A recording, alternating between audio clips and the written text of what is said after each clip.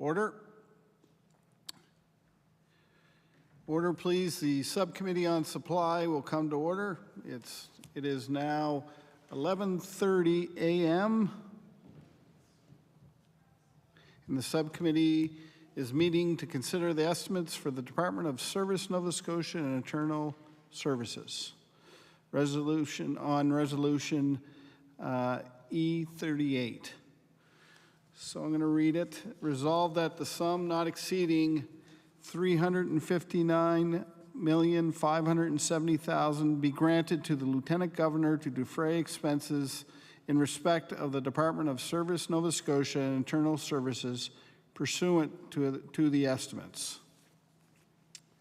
I will now invite the Honourable Minister of Service, Nova Scotia and Internal Services to make opening remarks up to 1 hour, and if they wish to do so, introduce their staff to the committee.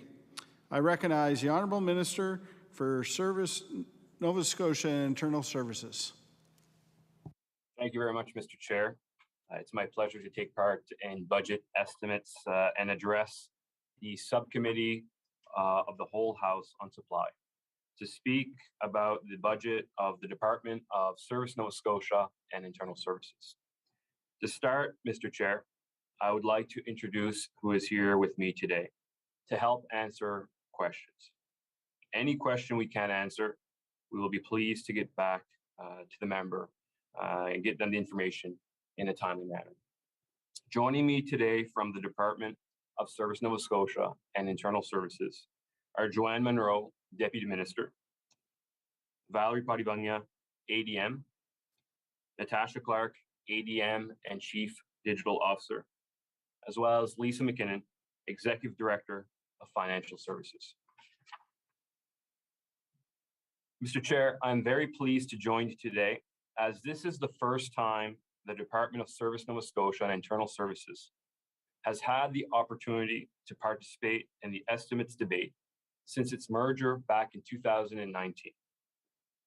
I'm excited to talk to you about our achievements and our priorities for the year ahead. Mr. Chair, Service Nova Scotia and Internal Services is a very unique department. We provide a vast array of services to citizens and businesses of Nova Scotia. We also provide the services, the tools, and the supports that enable other government departments and public sector entities to focus on providing quality services and deliver on their priorities. When I say a vast array of services, I really mean that. It's a department that I don't think most people really understand how big it is, the range of work that is being done, or the direct impact it has on the vast majority of Nova Scotians and the more than 10,000 employees across government. I can speak from experience. When I became minister, I had an idea of some of the work being done by the department, but what I knew then didn't even scratch the surface. Until I got in there met the amazing employees, saw the great work that was being done, visited different parts of the department, I didn't realize and fully appreciate how broad it really is. And I can say, Mr. Chair, that I'm very much looking forward to continuing my provincial tour once the House rises. Because of this, I'm going to take some time today to share some insight into what we do, our priorities, how we do what we do, and the service standards that hold us accountable every step of the way. Suffice to say, Mr. Chair, I have every confidence by the end of my remarks, you and all members here today will be as impressed with the team at Service Nova Scotia and Internal Services as I am each and every day. Mr. Chair, when I think of the Department of Service Nova Scotia and Internal Services and how to describe it, there are a lot of things that come to mind. To truly understand the department, I think it's important to look first at its beginnings. The Office of Service Nova Scotia and the Department of Internal Services were two different entities that shared a mandate for client service excellence and digital service delivery to Nova Scotians. In May 2019, they came together to form the Department of Service Nova Scotia and Internal Services. We are one of the largest departments in government with a team of just over 1,600. The merger was made at the time to focus on innovation and excellence and to explore digital delivery of the services that are important to Nova Scotians. Today, Mr. Chair, the Department of Service Nova Scotia and Internal Services brings together the end-to-end expertise needed to achieve a unified and coordinated approach to client service and the technology and processes to support it. We serve the citizens of this province, about 10,000 employees across government, and a broader range of public partners in health, university, and municipal sectors. Our strong and solid commitment to service excellence guides and supports everything that we do.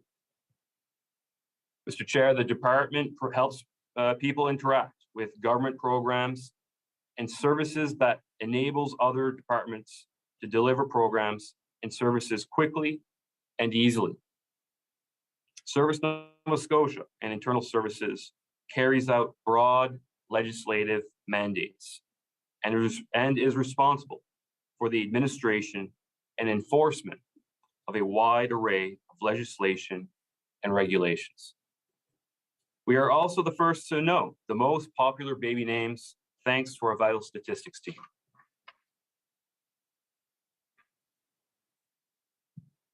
Some of the work the department is responsible for includes maintaining the provincial registries of vital statistics, land, businesses, lobbyists, and in partnership with the Department of Public Works, providing services relating to drivers and vehicles, processing services for obtaining licenses, permits, registrations, certificates, refunds, and rebates, providing contact center services and access to citizens and businesses. Staff at our contact center are a single point of contact for information related to all provincial government programs and services. They had a critical role during the height of COVID-19, and there's more on that later. Balancing the rights and responsibilities of both tenants and landlords and providing them with efficient and cost-effective services to settle disputes through the residential tenancies program. Empowering consumers and regulating Nova Scotia's consumer marketplace, balancing the need to protect citizens with ease of compliance for businesses. Providing government-wide services, including financial services, internal audit services, including government's fraud reporting services, procurement services, continuous improvement and innovation, physical security, insurance and risk management, business continuity management, public safety and field communications, and geographic information services. Leading government-wide efforts to deliver more and better digital services through the Nova Scotia Digital Service. The NSDS team works collaboratively across government and with all departments to consider how provincial public services can be delivered with digital technologies to meet user needs, how data can drive change, and to plan for and lead Nova Scotia into a digital future. Licensing and regulating alcohol and gaming activities, including the administration of fuel and tobacco and vaping product taxation. This also includes all related compliance and enforcement activities, and ensuring public safety and protection of the public good related to regulated activities under our mandate. As you can see, we are a very, and I emphasize very busy department, but the examples I've given barely scratch the surface of the work underway. Mr. Chair, when it comes to Service Nova Scotia and internal services, we have a clear and focused strategy that helps guide our day-to-day operations and our long-term planning and projects. The strategy has 4 components. Mr. Chair, the first focuses on the services that we provide to Nova Scotians. We aim for service excellence in valued client experiences. We engage with clients to provide high standards of seamless service across programs and channels. We enable clients to meet their needs and accomplish what they set out to do while providing value to the client and the public interest. We also aim to provide responsive and trusted programs and services. We are committed to building trust by understanding evolving client needs and balancing them with the public good. Our structure, processes, partnerships, and teams enable quick and easy delivery of programs and services. The second component is how we function internally when creating or modernizing programs. We always aim to protect the public and reduce the burden programs have on Nova Scotians. We partner with key clients and stakeholders to identify how we might protect the public effectively while minimizing the regulatory burden on businesses and consumers.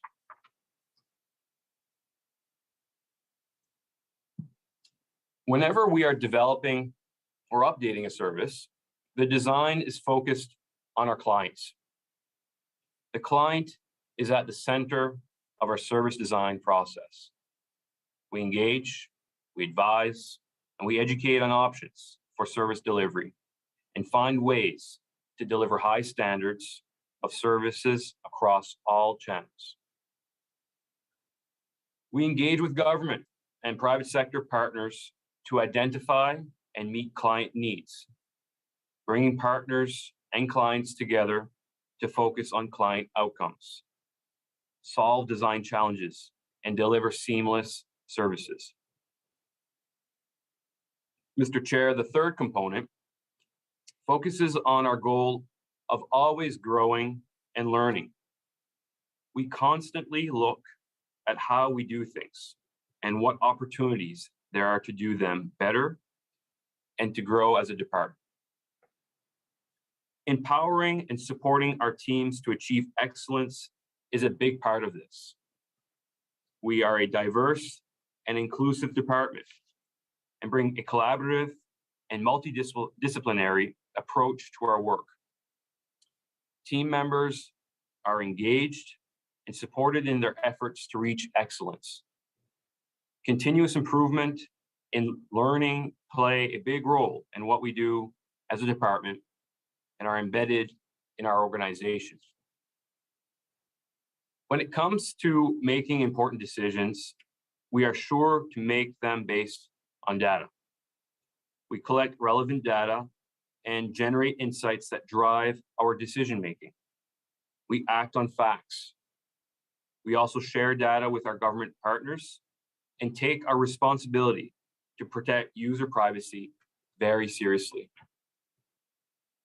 Mr. Chair, as a department, we are always growing and modernizing the work we do. Digital culture and innovation are a big part in how we approach our work. We find new and better ways to do valued work and achieve our goals. We put user needs first and test our assumptions. We are flexible, agile, and focus on the mission. We start small and iterate. We do the hard work to make things simple. Mr. Chair, the fourth and final piece of our strategy is strategically allocating and managing our resources. We are accountable and practice responsible financial management. We make strategic investments in our people, in our systems, and in our technologies that build resilience and support effective service delivery. Mr. Chair, when I think of our strategy that guides us and our work and has helped Service Nova Scotia and internal services accomplish so much to date and will continue to do so in the future, none of this would be possible without the amazing employees. The strategy is strong, but it takes solid and unwavering commitment from our staff to execute it. When you think of the service excellence, the trust in our programs and services, protecting the public and burden reduction, designing services around our clients' needs, working with our partners, empowering our teams to achieve greatness, making informed decisions, innovation, and strategically allocating and managing our resources. None of these things would be possible without the buy-in of every single one of our staff. Mr. Chair, I'm not just saying this, but our employees are truly the best in government, second to none. As I mentioned earlier, the department is very large with a broad range of work and divisions. And I would like to take a minute to acknowledge each of them for the important work that they do and for the significant contribution they make to our province and its citizens.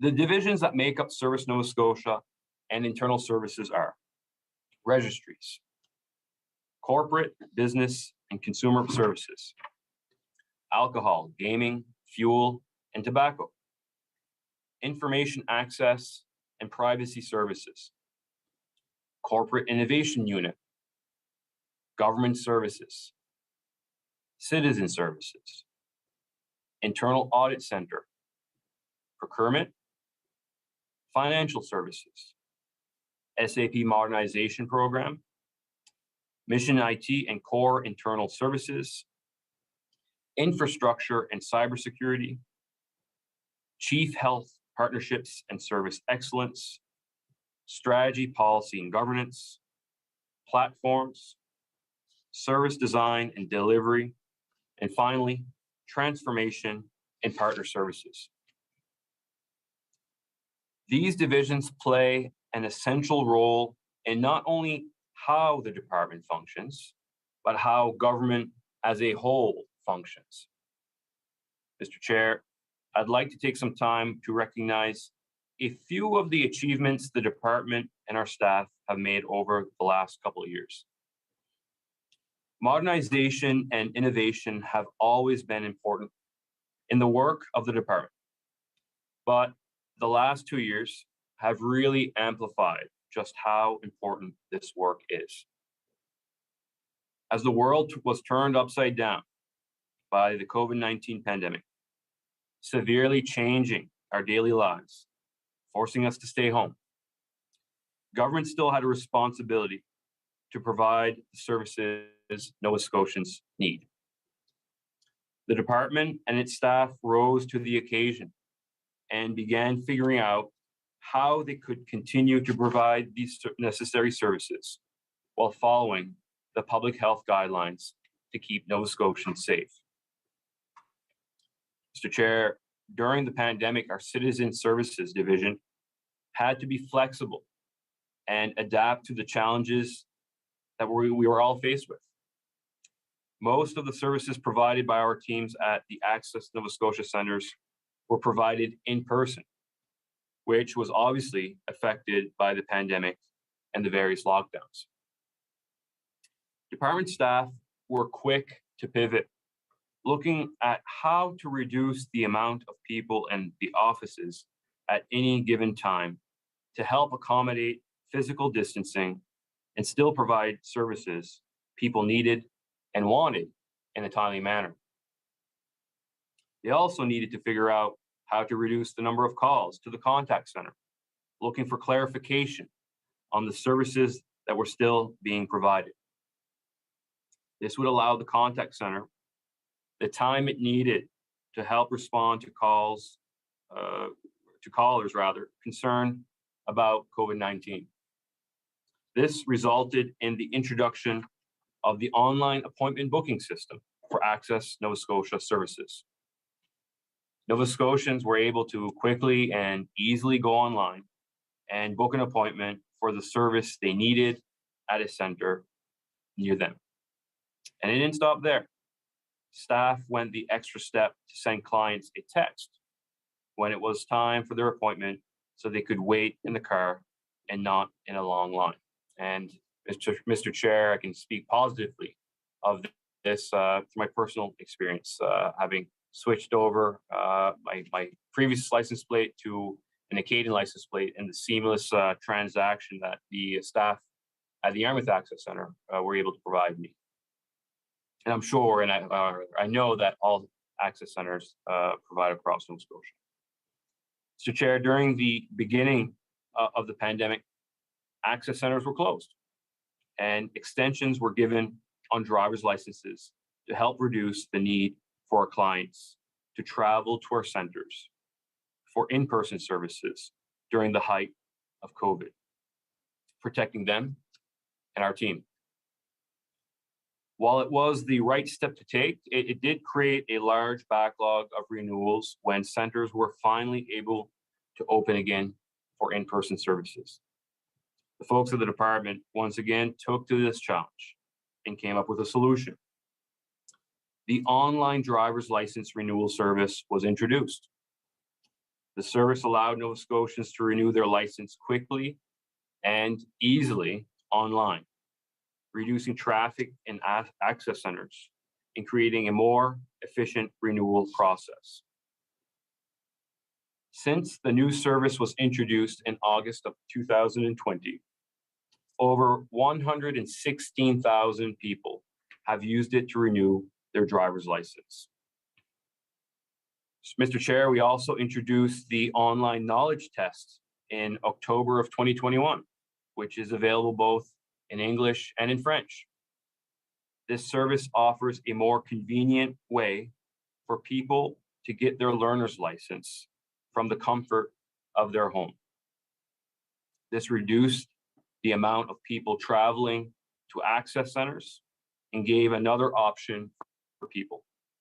Since we launched the online knowledge test in late October 2021, almost 8,000 people have used this service.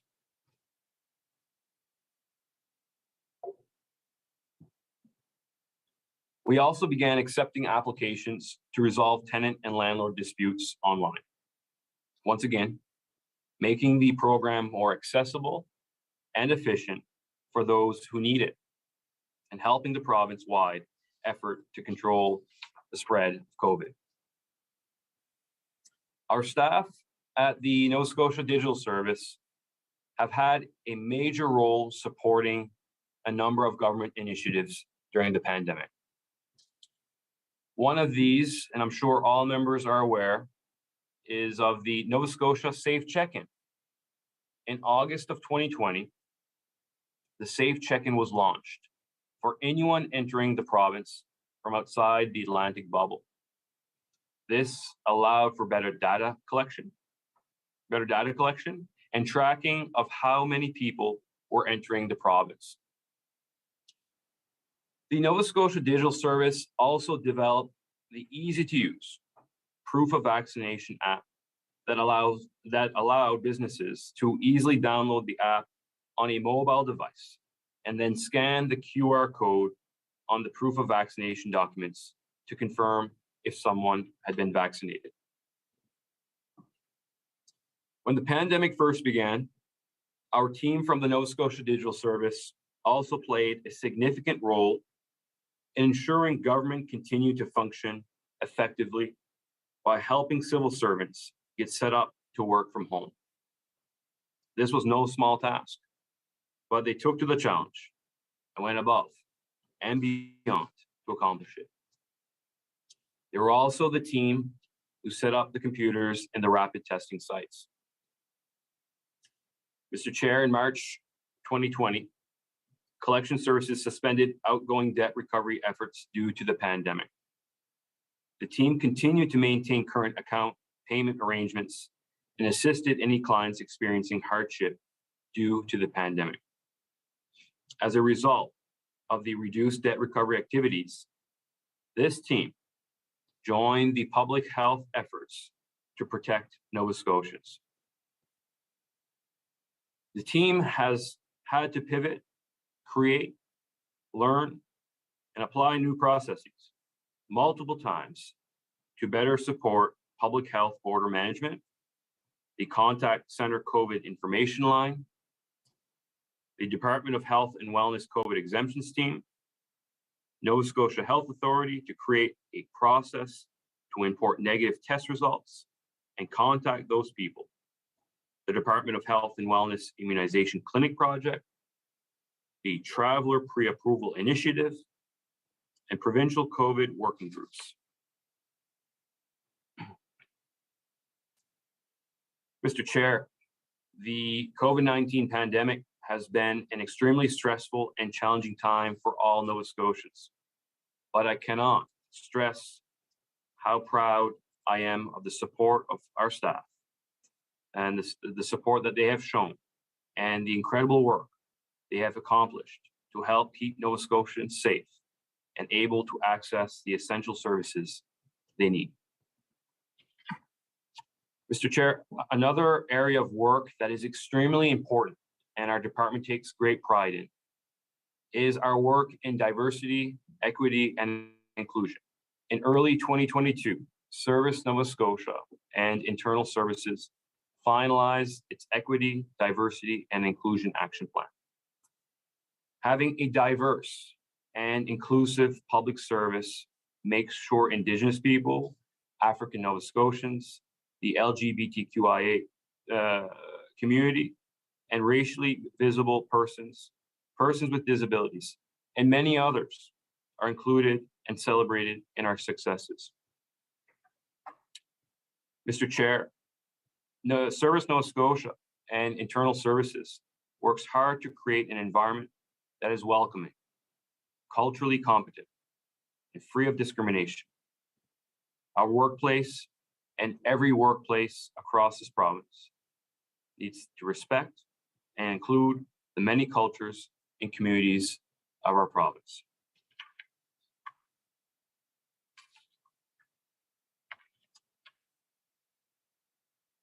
Being truly inclusive doesn't stop there. It's also about making sure that we are inclusive to all Nova Scotians we serve. This means making sure that our services are accessible for all communities in our province. Mr. Chair, I would like to share with you some of the specific actions we have taken to strive for diversity, equity, and inclusion within Service Nova Scotia and Internal Services. They include hiring a senior advisor for diversity, equity, and inclusion. As mentioned earlier, we developed the comprehensive diversity, equity, and inclusion action plan for my department. The action plan was presented to directors and managers by the Senior Advisor for Diversity, equity, inclusion. We brought in a staff member from the Public Service Commission to educate managers and directors on designated positions, including what they are, how to get involved, what benefits have, and to answer questions about them. We reached out to equity groups within the department to find out what it is like to work in the department, what they like about it, and the challenges they may face. 8 students will work with the department this summer from the Black Youth Mentorship Program. This is the second year the department has hired students from this program. And the completion of the 2018-2021 Accessibility Directorate commitments, as well as develop a pronoun training course for Access Center employees to learn the importance of pronouns. And this will be delivered in May, June of this year. Mr. Chair, our work in diversity, equity, and inclusion is only the start. We know there is always more work to do, and we are committed to making our workplaces truly inclusive.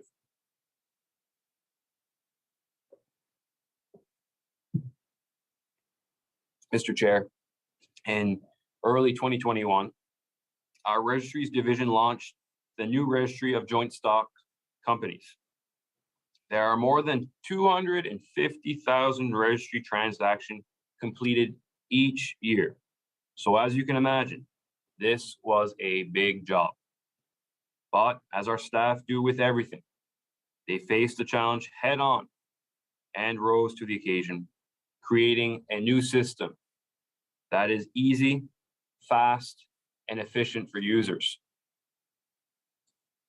The modernized registry of joint stock companies provides businesses and others an integrated 24/7 online customer self-service experience. The new system includes features such as 24/7 secure access from a computer or mobile devices, smart forms for all business types, so users can save their forms and complete them later, the ability to submit, manage, track their filings and orders online, real-time notifications, and improved search functions. The department's work to modernize the registry of joint stock companies alone is estimated to generate more than $7 million in reduced burden for businesses and reduce 9,000 hours of time. Mr. Chair, we are very proud of our work with the Office of Regulatory Affairs and Service Effectiveness on projects such as the modernization of the registry of joint stock companies. And we look very much forward to continuing the work with them to cut red tape, to help reduce the burden on businesses and help them grow. We are also looking for more ways to reduce the hours for citizens accessing and using our services. Mr. Chair, we are also very proud of the work we are doing through our corporate, business, and consumer service division to help some of our most vulnerable citizens. We know home heating costs can be difficult for low-income Nova Scotians to afford, especially this year. Our heating assistance rebate program continues to make a positive difference in the lives of many Nova Scotians. And so far, Mr. Speaker, this year, almost 45,000 eligible Nova Scotians have received a rebate up to $200 to help them with their heating cost. As we have all seen, rises in the cost of living have made things more challenging for our most vulnerable. We know this, and we are taking action as a government. This year, all recipients of the Heating Assistance Rebate Program will receive an additional $150 to help them cover their heating costs. This was part of a $13 million announcement prior to our budget being tabled. I believe it was March 24th that we made that announcement. We are also working with the Salvation Army and Nova Scotia Power to provide the Heat Energy Assistance Top-Up Fund. This is a program, Mr. Chair, that is an excellent example of what can be accomplished when a non-for-profit, a government, and the private sector come together with a shared goal. The fund provides emergency home heating support to keep thousands of vulnerable Nova Scotians warm during the winter months. The maximum assistance is up to $400. We are very pleased to invest $800,000 in this fund annually. So far, Mr. Chair, over 2,560 Nova Scotians have received support through this fund. Another program we are very proud of is the property tax rebate for seniors that helps allow low-income seniors afford to stay in their homes longer. Eligible seniors receive a rebate on municipal property taxes paid during the previous year to a maximum of $800.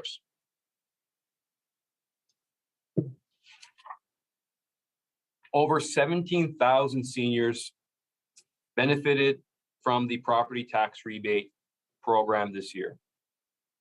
Seniors qualify for this program if they are receiving the Guaranteed Income Supplement or the Allowance from Service Canada, and their residential property taxes are in their name and paid in full.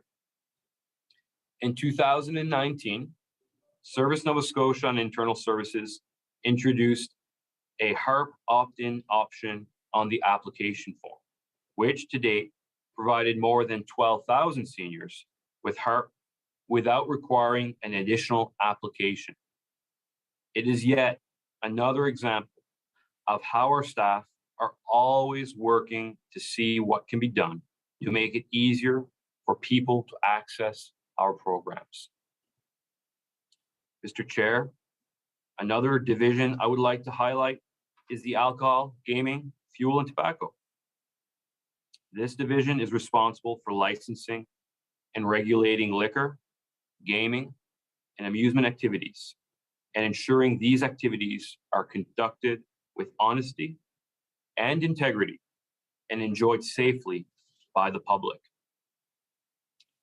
This division does extremely important work that helps to keep Nova Scotians safe.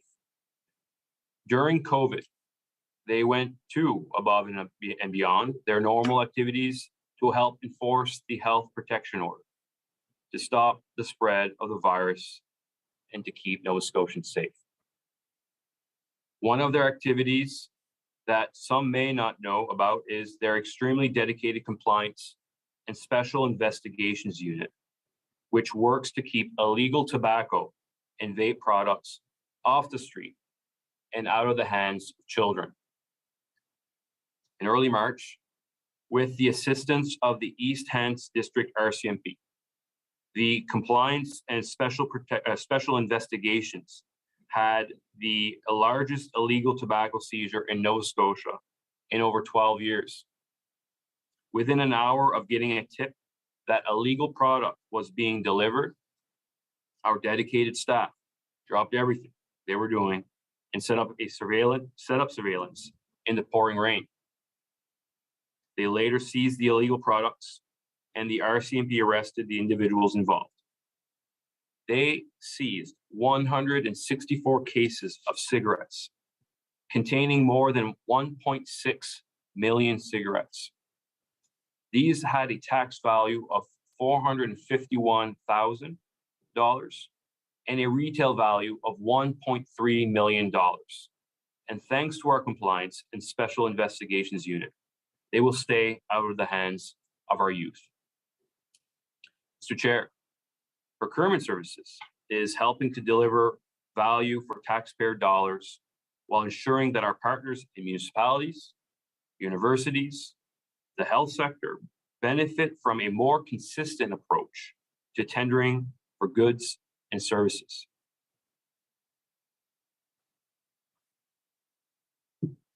Financial transaction services ensures that bills are being paid, social assistance recipients are receiving their money, and employee payroll is smooth and efficient, even when outside conditions are challenging. And our business continuity management team under our government services division works with provincial government departments to ensure that the government services Nova Scotians most depend on are able to function even during challenging circumstances, such as winter storms, hurricanes, and the COVID-19 pandemic. Mr. Chair, as I've mentioned, at Service Nova Scotia on internal services, we are always looking at opportunities to modernize the work we do, whether it's in programs, regulations, or legislation. Since our government took office and I took over this portfolio, we have made incremental changes to modernize the legislation that we're responsible for. This session alone, we have introduced amendments that impact a large number of Nova Scotians. We introduced a bill to give provincially regulated companies, cooperatives, societies, and condominium corporations the option to continue meeting virtually or with a mix of in-person and virtual participants. Mr. Chair, this pandemic has changed the way the world works. These organizations were allowed to meet virtually under the state of emergency, and they did so effectively and responsibly. We're now making the legislation fit the reality of how the world works. Not only are we giving them the option to do so, the Office of Regulatory Affairs and Service Effectiveness estimates this option will save businesses about $4 million annually and 468,000 hours of time. Mr. Chair, we also brought forward amendments to the Condominium Act this session. The amendments will improve governance and management of condominium corporations and enhance consumer protection. They will make sure the rules condo owners, and corporations have to follow are current and reflect today's industry. They include clarifying voting percentages, prohibiting the developer from purchasing additional units on behalf of the corporation until the first elected board is in place, require more frequent reserve fund studies, and allowing corporations to modernize voting practices such as accepting email ballots. The amendments will also create more transparency by requiring unit owners to disclose property rental agreements to their condo board, and that bare land condominiums be clearly advertised as condos. We also brought forward amendments to the Liquor Control Act alongside our colleagues at the Department of Finance and Treasury Board. Our part of the amendments introduced will allow third-party delivery of alcohol with food orders. Third-party delivery companies or individuals were temporarily allowed to deliver alcohol with food orders while the state of emergency was in place. And we've decided to continue to give businesses and consumers this option to help support our restaurant industry. Our focus, the safety of Nova Scotians, is top of mind when it comes to alcohol, and there are a number of safeguards that will be in place once regulations are developed and third-party delivery is permanently allowed. Mr. Chair, as everyone knows, our province is facing unprecedented housing challenges. We are hearing of Nova Scotians in very tough situations from one end of the province to the other. Our government knows this and is working tirelessly to address the challenges. We have announced a number of initiatives that will help solve the problem. It is a complicated issue, and there is not a simple answer. Last fall, in the fall of 2021, I introduced a bill and amendments to help address some of the challenges Nova Scotians are seeing related to residential rental properties, while the government works to build the housing supply. We introduced legislation that has extended the temporary rent cap until December 31st, 2023. This capped rental increases at 2% annually for those signing a lease for the same unit they are currently in. This is regardless of if they are in a year-to-year lease or fixed-term lease.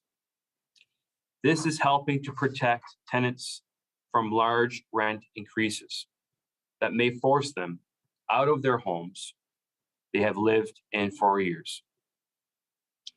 I also introduced amendments to the Residential Tenancies Act to strengthen tenant protections and provide clarity for landlords.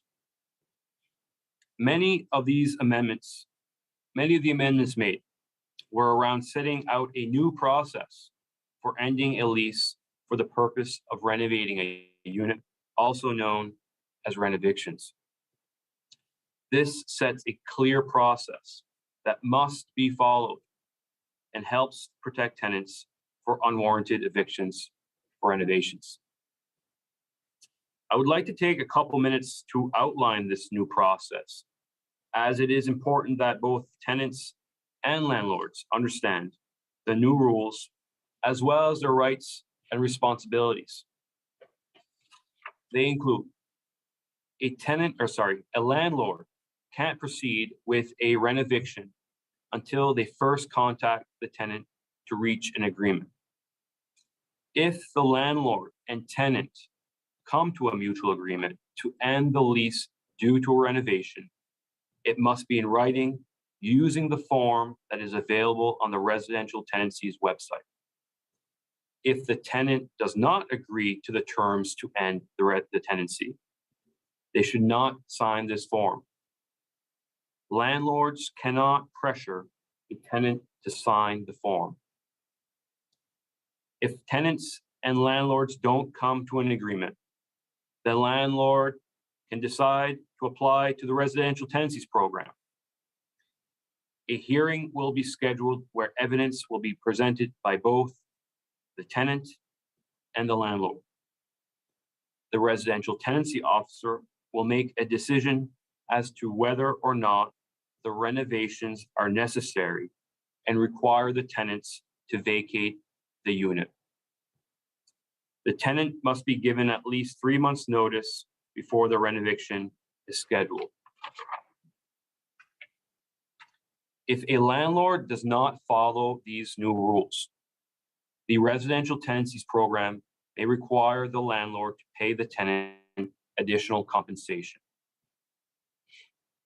We also introduced changes to the Residential Tenancies Act to clarify that rental increase notices can only contain one increase amount, that landlords cannot charge different rental rates for different lease terms, a streamlined security deposit claim process, and a requirement for landlords to provide a 24-hour written notice to enter a unit. If any tenant or landlord feels the other party is not following the rules set out in our legislation, the Residential Tenancies Act, I would recommend they submit an application with the Residential Tenancies Program. Mr. Chair, I would also like to acknowledge that we know the Residential Tenancies Act is a highly technical piece of legislation, and I am committed to educating both tenants and landlords on their rights and responsibilities.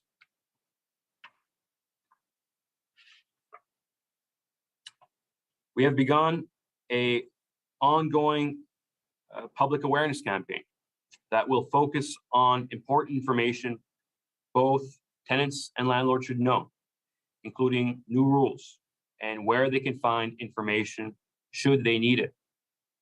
And I've spoken to media, as many as who have been interested. And I thank my honorable member opposite, who used the legislature as a mean to get clarification on the new rules for their constituents. And we're also getting close to mailing out a fact sheet to all tenants to make it easier for them to have the information they need when working with their landlord. It will outline and explain the changes and include a list of resources for ongoing updates and information. So, Mr. Chair, I can assure you we appreciate the need to generate awareness of the residential tenancy program. And my team is working harder than ever to make that happen. At this point, Mr. Chair, I want to speak about the importance of our stakeholders. We are very fortunate at Service Nova Scotia and Internal Services to have highly engaged stakeholders that provide extremely valuable insight into the activities of the department, whether it is amendments to the Liquor Control Act, Condominium Act, Residential Tenancies Act, regulations, or a change to a program. Our stakeholders provide valuable feedback and suggestions. We may not always agree, but Mr. Chair, I can assure you, we are all working in the best interest of Nova Scotians that we serve. I want to take this opportunity to thank our many stakeholders for their valuable input and insight.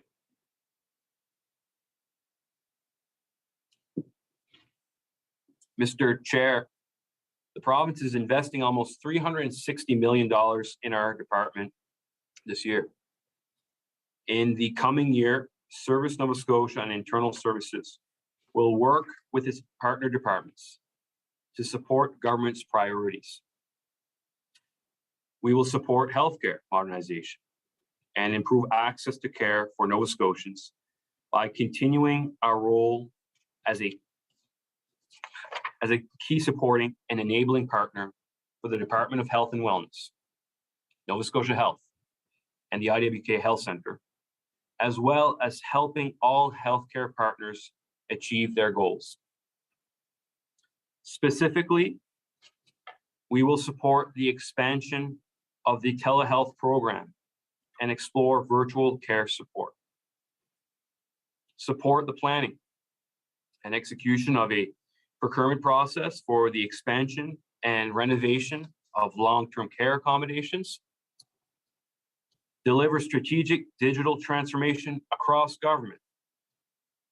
Support the secure delivery of virtual care. Work collaboratively with the health sector on research and innovation opportunities. And continue to support the Minister of Health and Wellness's mandate letter to deliver the One Patient, One Record initiative. Mr. Chair, we will also continue to lead and to champion government's digital transformation by designing and delivering excellent services based around the needs of citizens, enhance efforts to reach underserved communities, and focus on diversity, inclusion, and accessibility. Through the Nova Scotia Digital Service, we will lead the development of a digital strategy for government to enable safer, faster, and easier services for Nova Scotians and promote internet era ways of working across government. Our work in diversity, equity, and inclusion continues with developing a data strategy for government and by helping departments use disaggregated data to advance racial equity and understand how various groups are differently impacted. Work will continue to evolve digital governance to enable a modern digital organization and publish a digital standards manual which provides guidance for using digital tools and begin to evaluate digital services based on the guidance provided. We will also enhance and add to digital platform offerings build with reusable components to deliver consistent user experiences, and ensure enabling, scaling, and sustaining of the digital services government offers.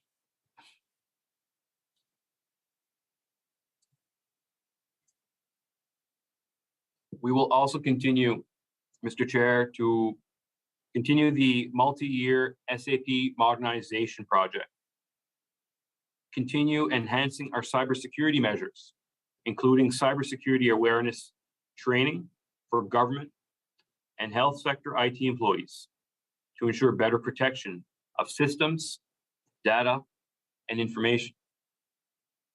In collaboration with the Department of Seniors and Long-Term Care, we will work with the Canada Revenue Agency to develop and implement an adjudication process and create digital services pertaining to the Seniors Care Grant Program.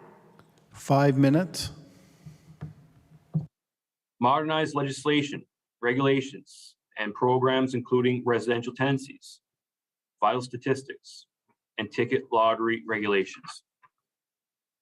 Implement the Affordable Housing Commission recommendations, as well as provide tenants and landlords with efficient and cost-effective services to settle disputes through the residential tenancies program. And modernize the international fuel tax agreement system. Mr. Chair, Service Nova Scotia Internal Services is focused on listening to the needs and expectations of Nova Scotians and aims to deliver inclusive, high quality, accessible programs and services across multiple channels. We will continue to strive for excellence in our core responsibilities, such as continuing the multi-year registries transformation and modernization initiative, which includes registry joint stock companies, vital statistics, land, and registry of motor vehicles in partnership with the Department of Public Works. Providing government-wide services, including financial services, internal audit and fraud reporting services, procurement services, continuous improvement and innovation, physical security, insurance and risk management, business continuity management, and printing and mailing services. Providing consumer protection services to help consumers make informed decisions and to regulate businesses where necessary and appropriate. Providing processing services for obtaining licenses, permits, registrations, certificates, refunds, and rebates. Providing contact center and access services to Nova Scotians. Supporting and enabling the Nova Scotia Public Service on how they can use new approaches to deliver better government services in the digital era through digital strategy, modern digital governance, digital identity notifications, emerging platforms, and internet era ways of working. Fostering innovation in procurement and seeking new ways to utilize government procurement in a way that supports the economic, environmental, and social impacts of purchases. Maintaining and expanding the open data portal. Recovering debt owed to the province and some municipalities, universities, and health authorities. Working to ensure the enhanced protection of personal information and data under the care and control of government by continuing to modernize and enhance privacy practices and awareness across government, balanced with citizens' rights to access government information. Providing sustainable geographic solutions to support planning and informed decisions making. Mr. Chair, as you have now heard, Service Nova Scotia Internal Services has a critical and valuable role in this province. I am very proud to be the minister of a department comprised of employees working across the province, dedicated to making a positive impact on Nova Scotians. Mr. Chair, we have accomplished a great deal of work to date and look forward to what is ahead. I'm excited to see what the next year will bring, and I'm proud of the leadership that our staff show each and every day. They are committed to serving the needs of our partners and Nova Scotians. They are committed to work and strive for excellence in everything they do. Mr. Chair, I'd like to thank you for the opportunity to share the story of my department. I've told a few stories of the great work we have achieved, and I look forward to answering questions from members during estimates debate. Thank you very much. Merci beaucoup. Thank you, Minister. According to the practice that has developed in this legislature, the opposition caucuses takes turns asking questions for approximately 1 hour each. During a caucus's turn, the members within a caucus may take turns examining the minister on the estimate resolution. Only the minister may answer questions. Caucuses are also expected to share time fairly with the independent member. To begin the examination, I recognize the official opposition. I recognize the honourable member for Fairview, Clayton Park. Thank you, Mr. Chair, and thank you for getting my riding name right. I appreciate that. I want to start off by thanking the minister and thanking all the peeps he has in the room with him. I can't get on the record enough talking about how fantastic the Service Nova Scotia staff are. They are amazing. Our internal services staff, our digital services staff, they're like the best of the best in the Nova Scotia Civil Service, in my completely biased opinion. The first question is really a clarification, and I don't know the answer to this, but I noticed that in the budget documents, the Office of Mental Health and Addictions budget is under the Service Nova Scotia Internal Services Department. And I'm just wondering if the minister could explain why that is.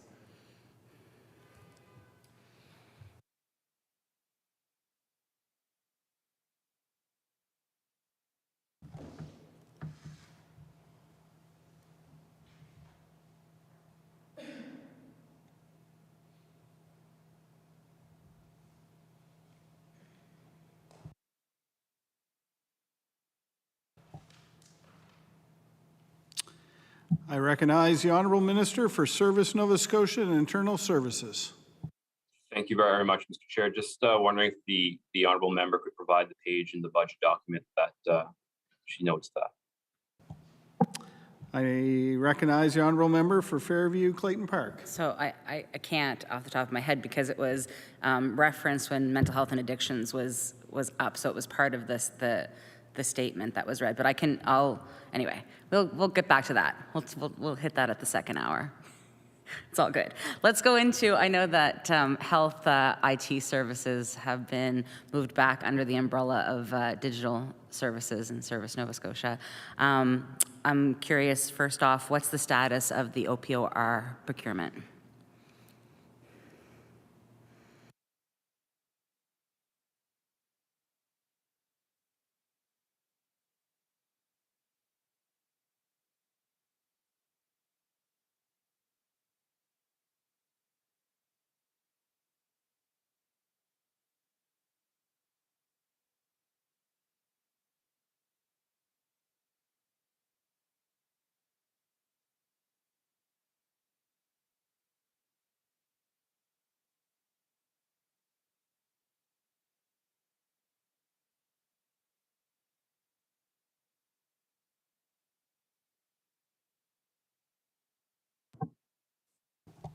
I recognize the Honourable Minister for Service Nova Scotia and Internal Services.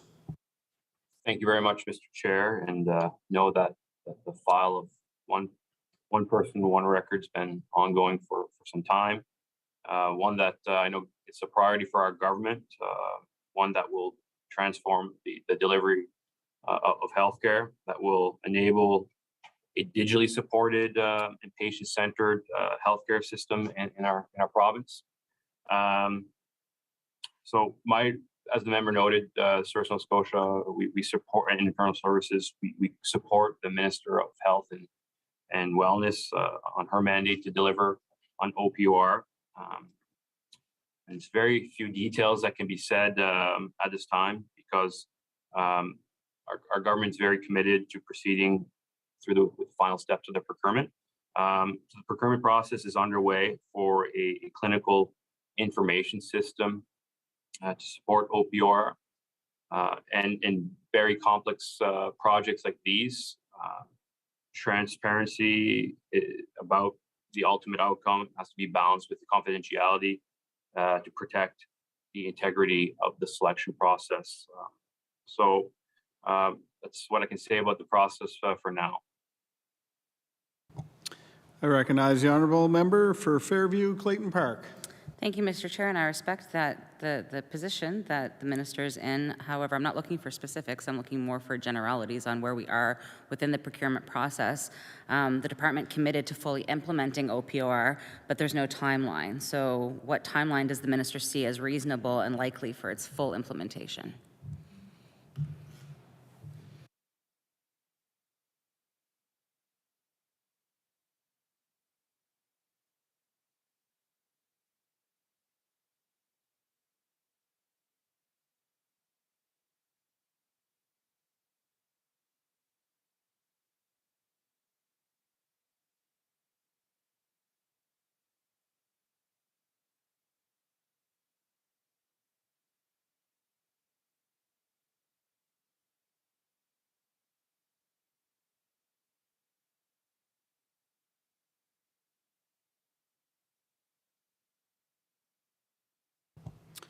I recognize the Honourable Minister for Service Nova Scotia and Internal Services. Thank you very much, Mr. Chair, and I appreciate the members' interest. I share that interest in this important project for government, as it's a priority for our government to tackle healthcare, and this could be a pillar of that. However, as this is an active procurement, and as with any procurement, there's no details that can be provided. We must maintain the integrity of the process and follow through that process throughout the entire procurement process. I recognize the Honourable Member for Fairview Clayton Park. Thank you, Mr. Chair. Since an RFP was put forward on this, can the minister give details if there was any standards that were put into the RFP that ensured timely delivery of the product for OPOR?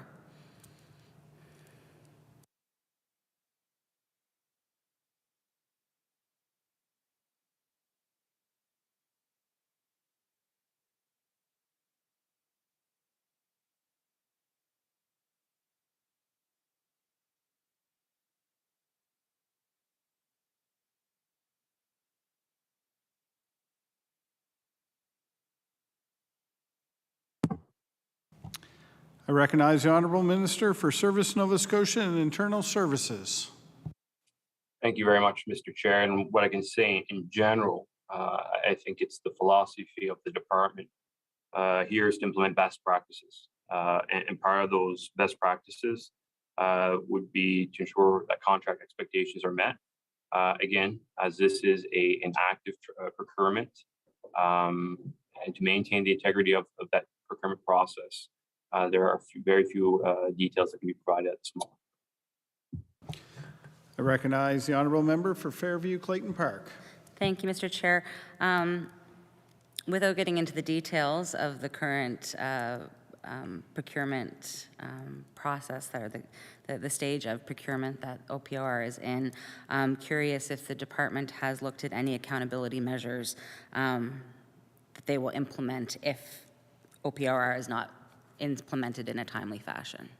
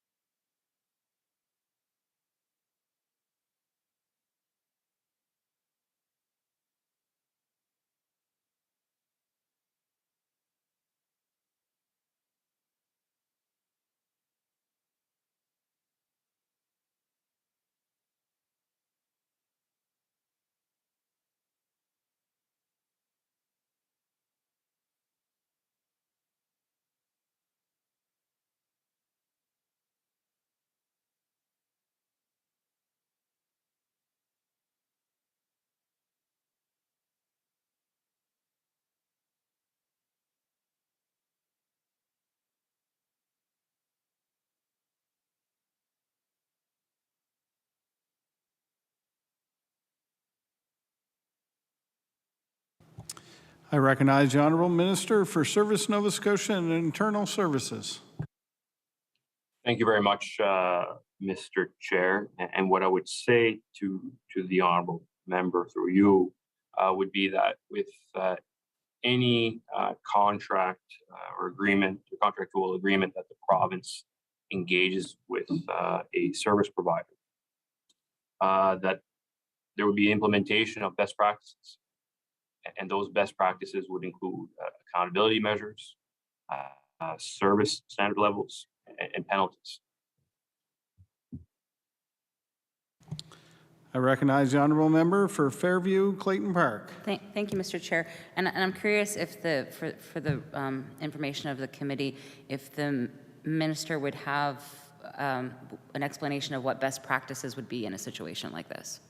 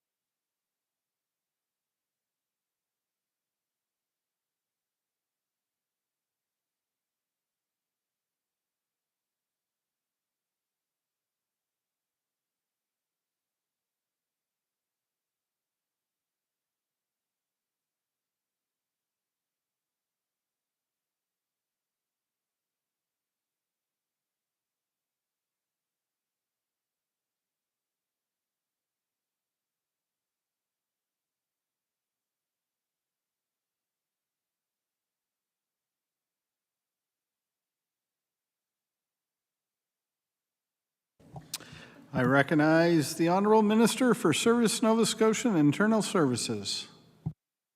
Thank you very much, Mr. Chair. What I can say again is there's no details on the RFP process can be communicated until the contract is in fact awarded. I can assure the member that there's been lots of stakeholder consultation throughout this process, and as well provide this information to the committee that a fairness monitor, who is a third party, is engaged in this process to ensure that there's no biases in place throughout the process. I recognize the Honourable Member for Fairview Clayton Park.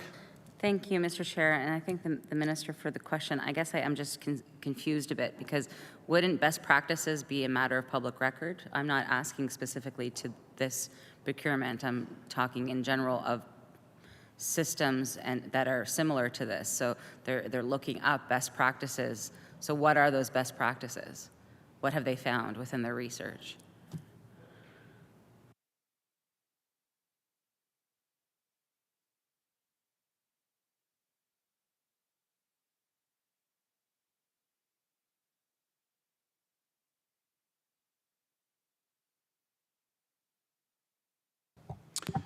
I recognize the Honourable Minister for Service Nova Scotia and Internal Services.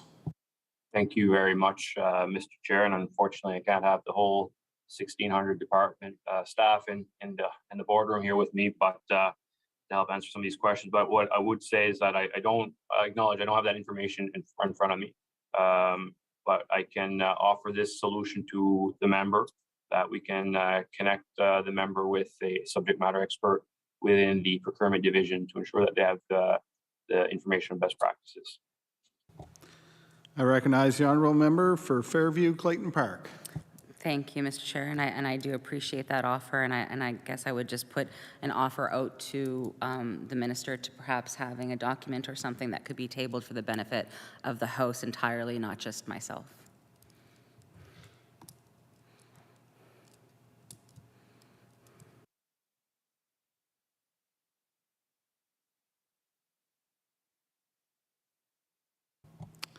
I recognize the Honourable Minister for Service Nova Scotia and Internal Services. Yeah, thank you, Mr. Chair. Certainly bring that back to the team, and we'll see if what can be brought back to the committee as appropriate. I recognize the Honourable Member for Fairview Clayton Park. Thank you, Mr. Chair. Mr. Chair, the previous government spent approximately $7.4 million on OPOR, including $4.8 million on the procurement process, including a fairness monitor, as the minister just mentioned, consultants, legal, etc., and $2.6 million on readiness for the NSHA and IWK. Have the costs increased in this budget?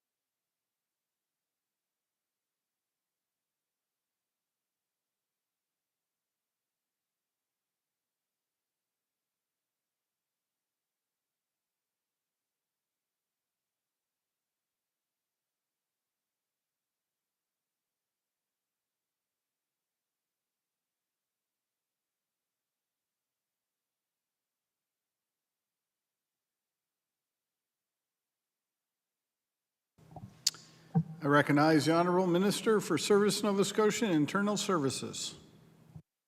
Thank you very much, Mr. Chair. I'd say that this is ongoing work, so not necessarily an increase, because it's a continuum of getting to the final product of OPOR system in our province. What I can say is last year there was a forecast of $2.312 billion that was transferred to us from Department of Health and Wellness. And this year there is an estimated budget line for health transformation of $945 million. I recognize the Honourable Member for Fairview Clayton Park. Thank you, Mr. Chair, but that would be all of the health infrastructure budget, not specifically to OPOR. So is there a line item and a number in this budget dedicated specifically to OPOR, and what is that number?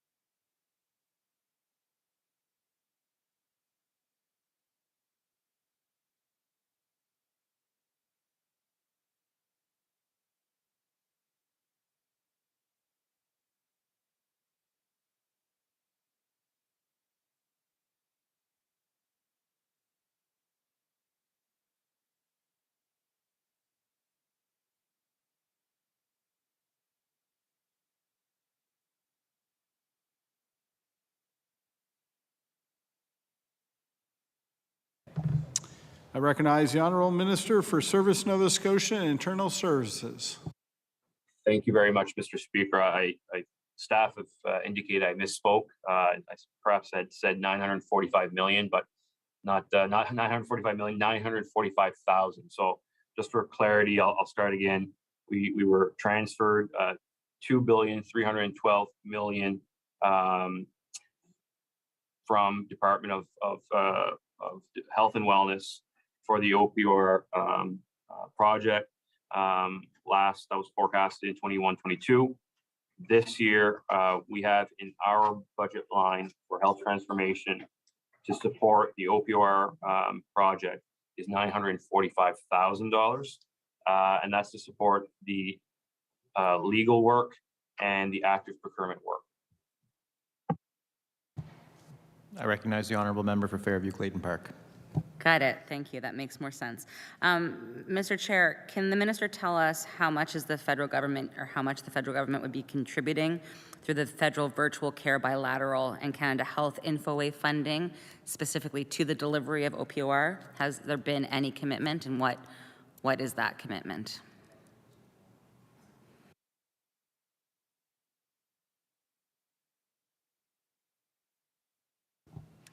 I recognize the honourable minister for Service Nova Scotia and Internal Services.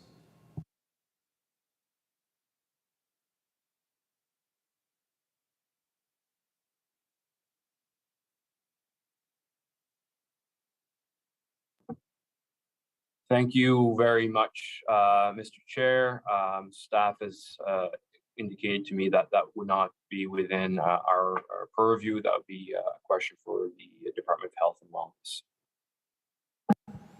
I recognize the honourable member for Fairview Clayton Park.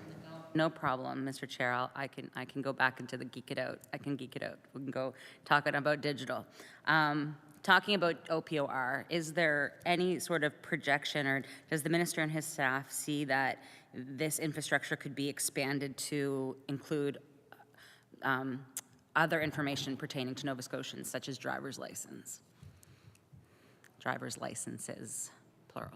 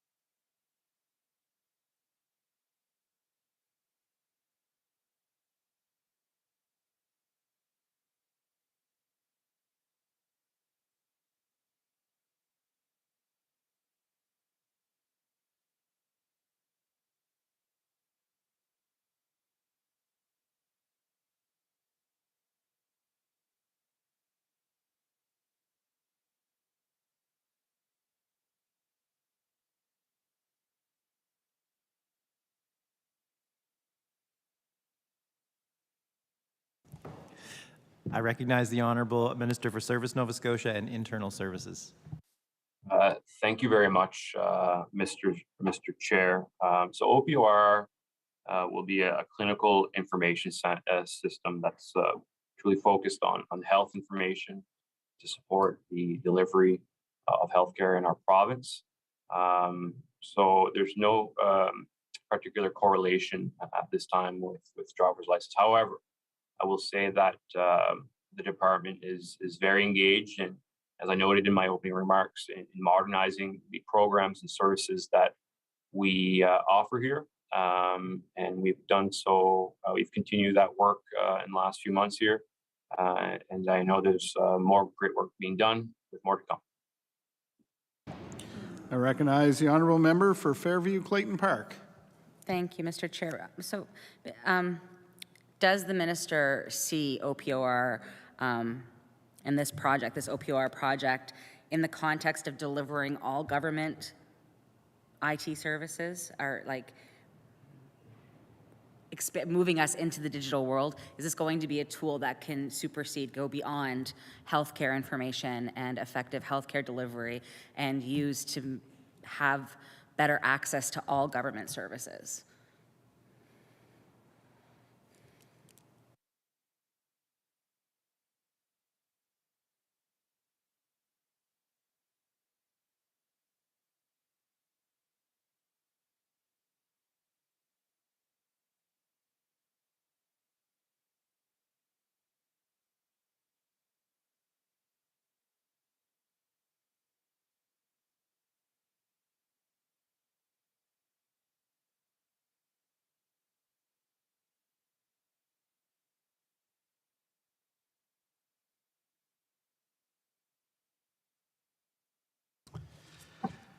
I recognize the Honourable Minister for Service Nova Scotia and Internal Services.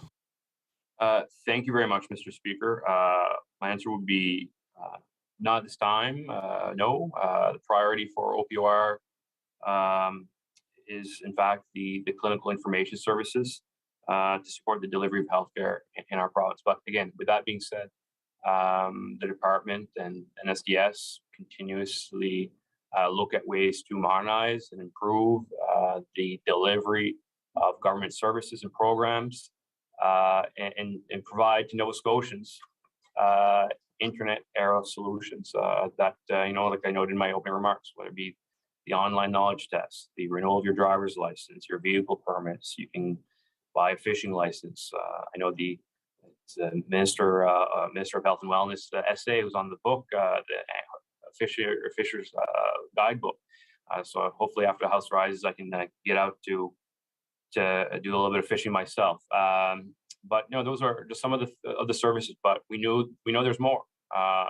We want to ensure that the Nova Scotians have the ease of access to government services and provide them in a timely manner. I recognize the Honourable Member for Fairview Clayton Park. Thank you, Mr. Chair. Mr. Chair, through you to the Minister, how many systems are no longer vendor supported? What's the risk to healthcare delivery if any of those systems go down?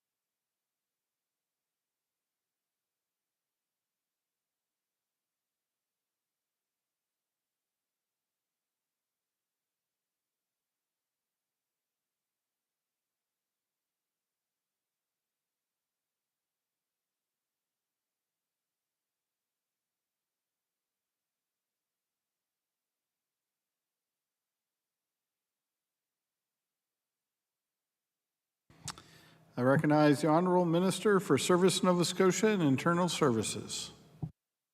Thank you very much. Excuse me. Thank you very much, Mr. Chair, and appreciate the question from the honourable member.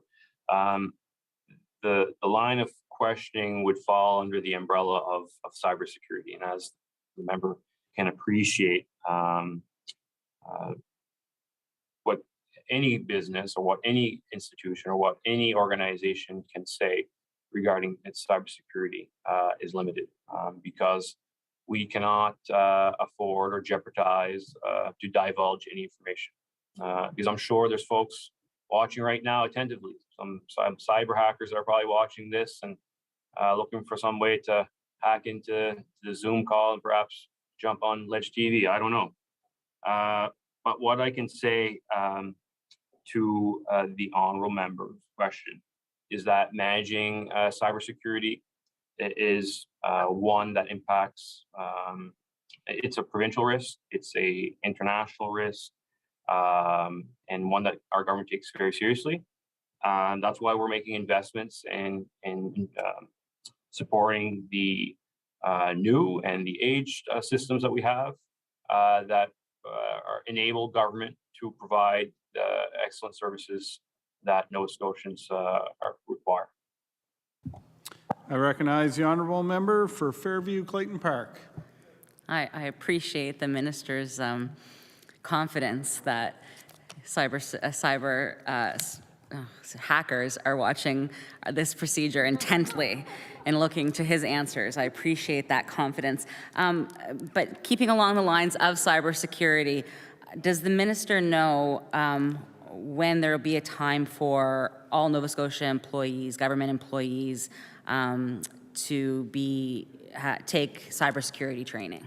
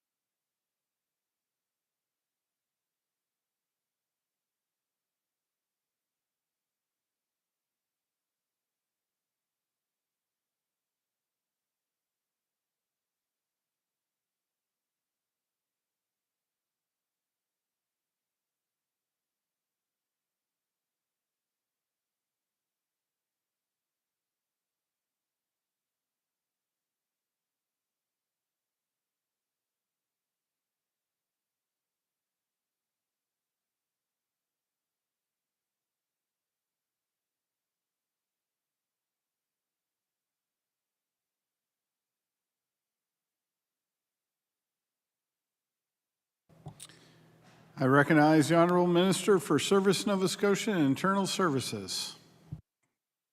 Thank you very much, Mr. Chair. And the pandemic has really opened our eyes to cybersecurity. As I mentioned in my early response, it's a risk to every level of government, every individual, most organizations, if not all. And there's no organization or individual that's 100% free of risk when we talk about cybersecurity.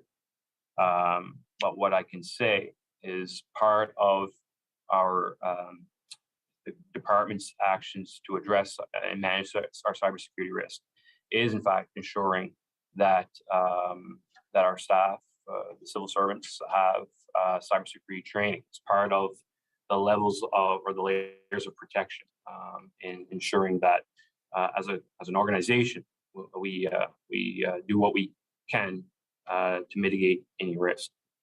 So all IT employees have received cybersecurity training. And over the next couple of months, training will be rolled out across government. And we expect that over the next 2 years that all civil servants will have gone through the training. I recognize the Honourable Member for Fairview Clayton Park. Thank you, Mr. Chair. Mr. Chair, through you to the minister, what is the FTE complement for the cybersecurity team?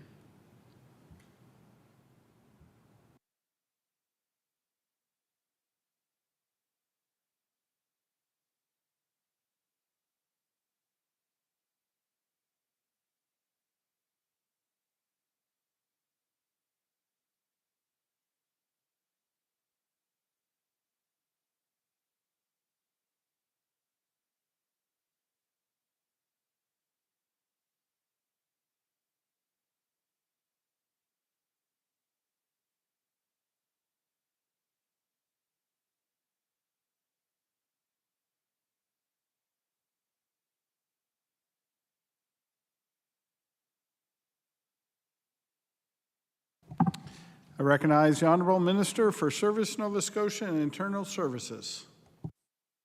Thank you very much, Mr. Chair. As I've noted, it's everybody's personal responsibility to take an active role in protecting their information, and when it comes to government employees, to protect the information that they're transacting through emails, for example, or putting on a different service, for example. But what I would say specifically to the member's question is that is part of the information that cannot be shared regarding whether it be how much money exactly we're spending or how many service systems are dated or whatnot when it comes to particulars regarding cybersecurity. Neither can the number of cybersecurity folks or FTEs dedicated to cybersecurity be shared, because that is information that could potentially compromise the department's position.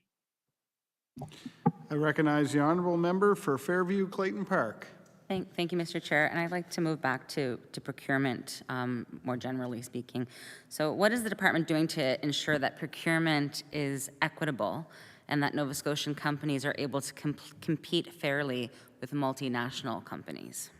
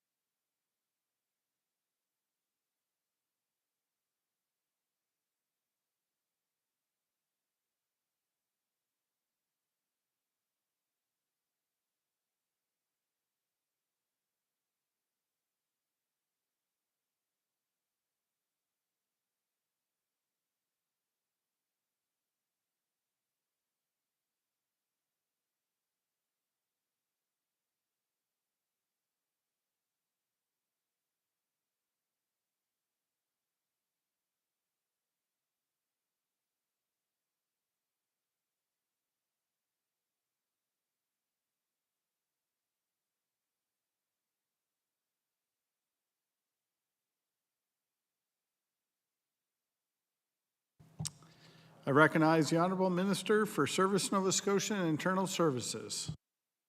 Thank you very much, Mr. Chair. What I can say, what we're doing right now is there's a number of community groups that are recognized on a vendor list that assist with what the members outlining in our question. And then what we're planning on doing is the ability to direct under a number of evaluation points to press certain procurements towards certain community groups. We'll take a 5-minute break, return back at 1:15, and the honourable member has 20 minutes left in her questions. Thank you.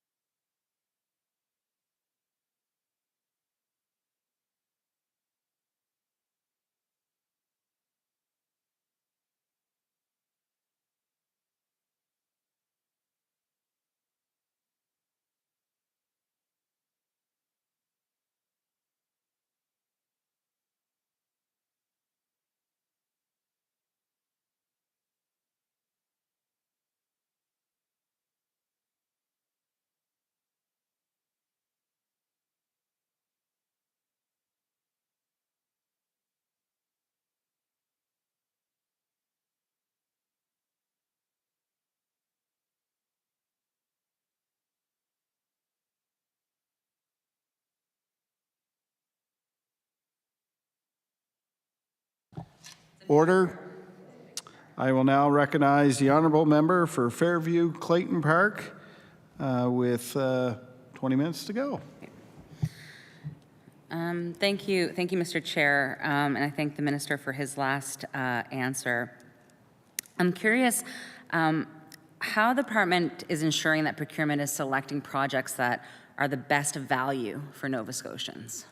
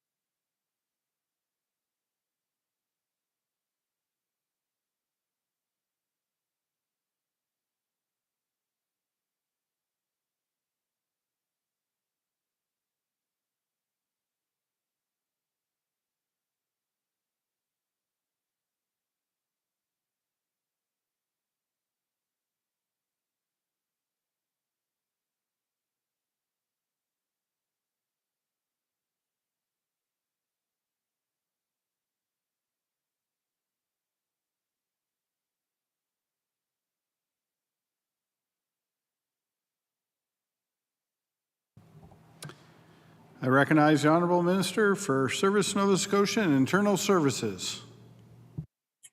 Thank you very much, Mr. Chair. And what I'll say is that with an e-procurement system that we have in place, we're making it much simpler and easier for vendors to bid, and that information is more readily available to the vendor community. In general, we take all that we can to market while respecting the trade agreements to ensure that one, there's transparency, and two, secondly, there's multiple bids.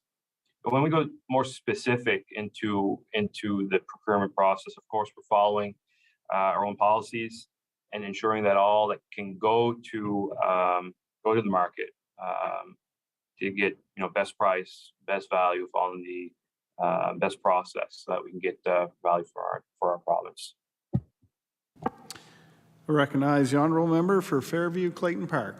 Thank you, Mr. Chair. And oh gosh, I wish I had more hours with you, Minister LeBlanc. Well, I'm going to actually stay on procurement for a little bit, but I want to speak generally about social procurement. There are numerous employees within your department who have extensive knowledge and understanding of the benefits of social enterprise within the procurement process, are experts on social procurement. We can look to other provinces like BC and Manitoba specifically that have been extremely successful within using social procurement as a way to engage individuals who are at risk. What is the status of fulsome utilization of social procurement within your department? And because I'm running out of time, I'm going to put a bunch of questions in one. Is there any collaboration being done with the Department of Community Services or the Department of Public Works and Transportation in regards to social procurement and the utilization of social enterprise for government spending and projects.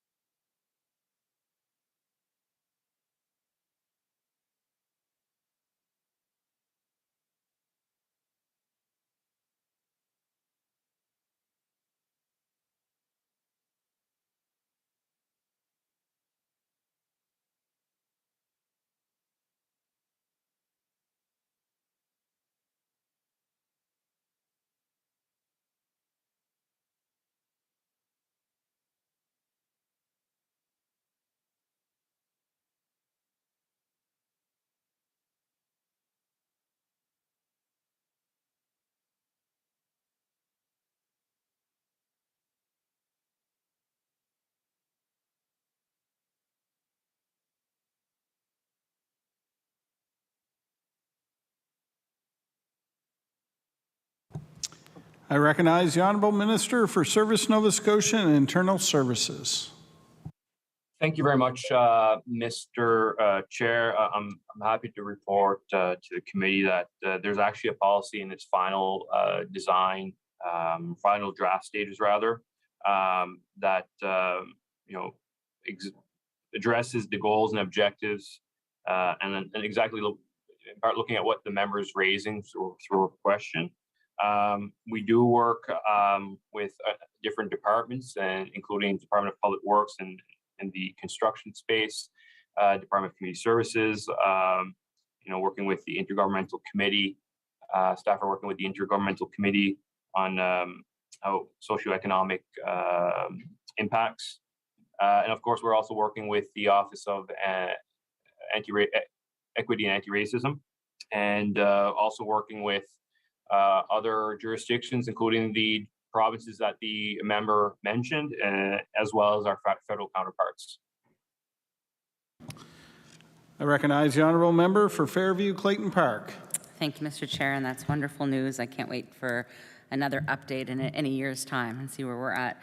Mr. Chair, just yesterday, Service Nova Scotia and Internal Services suspended a funeral home license because of what was referred to in a press release as a wrongful cremation.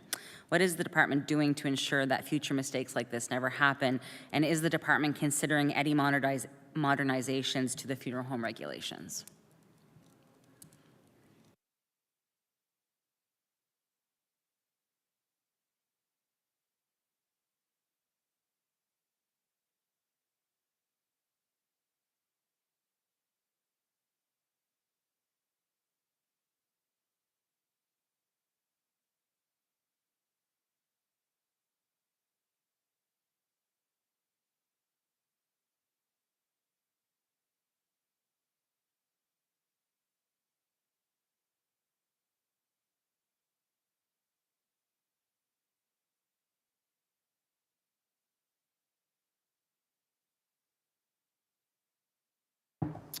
I recognize the Honourable Minister for Service, Nova Scotia and Internal Services. Thank you very much, Mr. Chair. First and foremost, this is a devastating incident, and my thoughts are with the family impacted during this time. No family should have to go through what they're going through, and it's unacceptable and it should have never happened.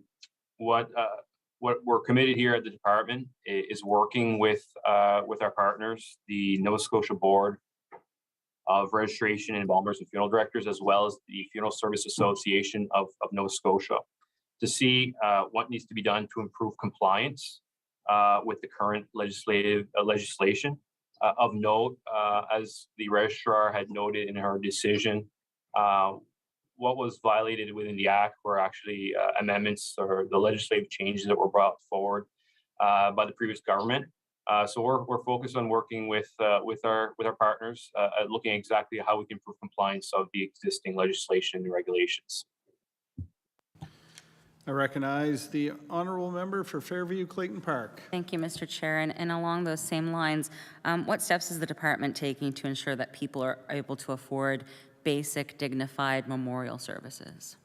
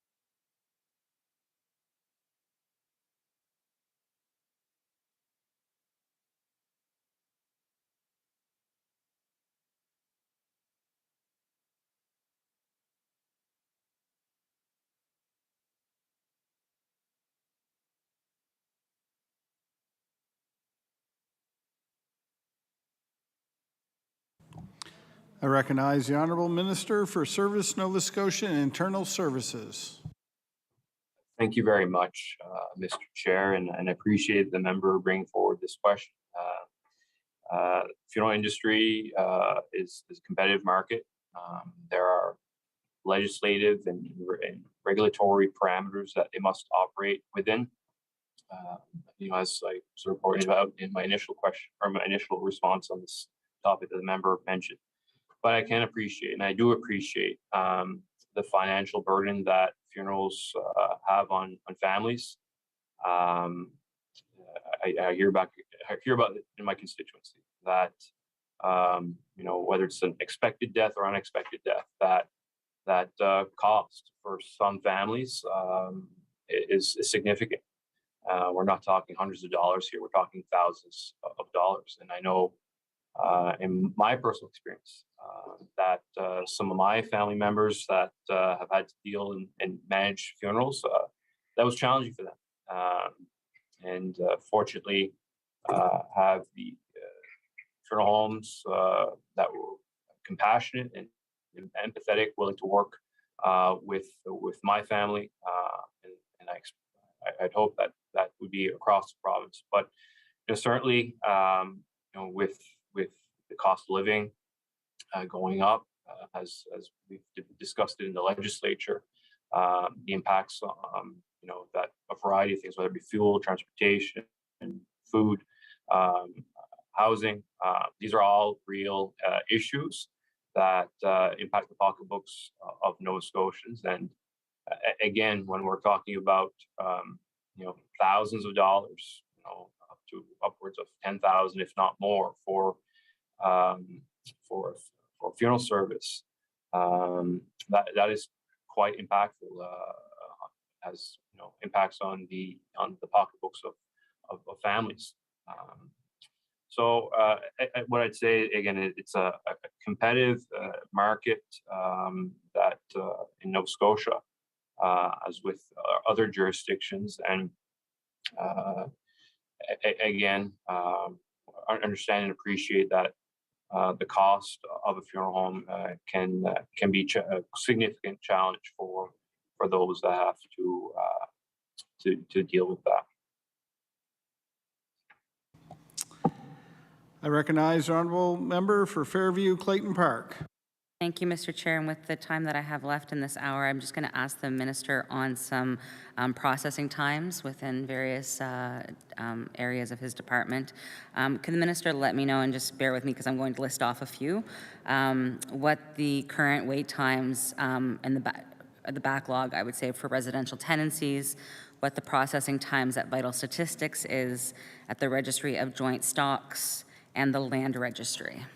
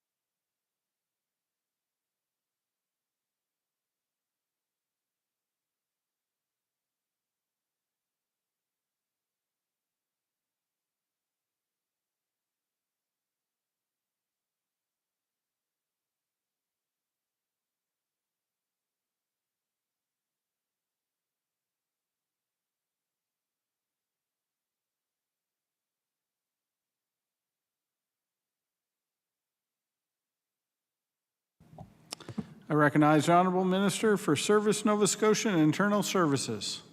Thank you, Mr. Chair. How much time do I have left for this answer? You have 2 minutes. Okay.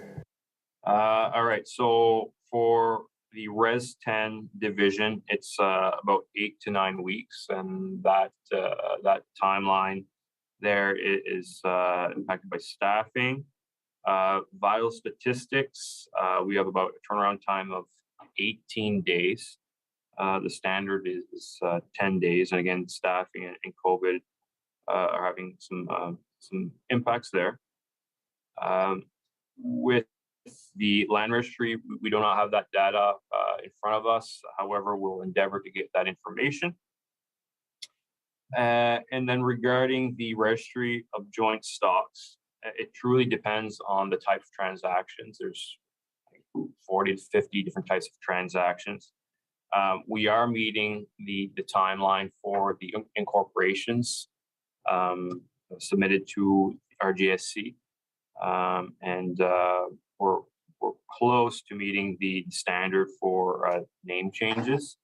I'd like to, though, to highlight that at our access centers, we're year to date, it was 82% that we were meeting 80% of our service standard, which is 20 minutes or less, so serving our clients in 20 minutes or less. So that's pretty significant, and I think it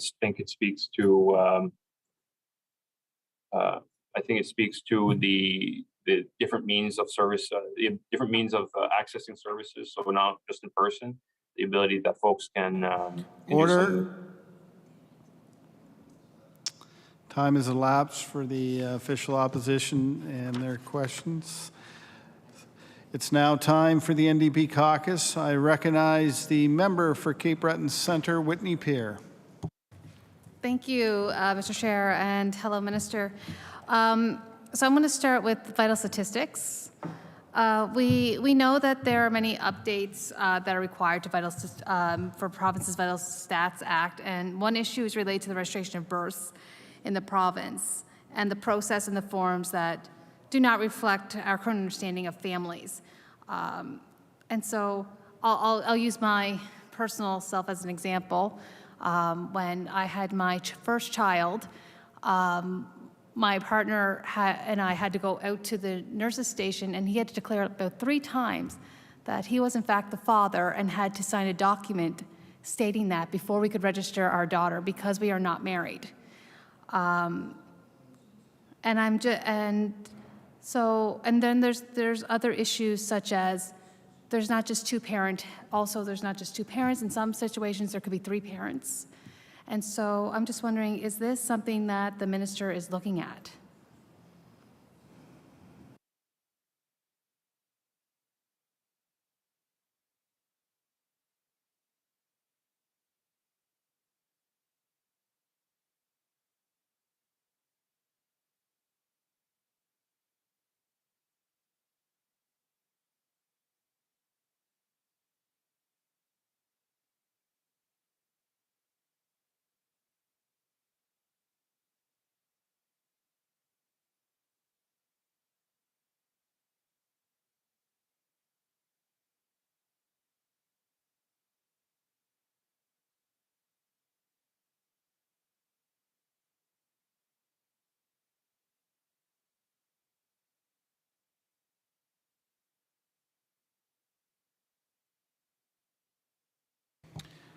I recognize the Honourable Minister for Service Nova Scotia and Internal Services.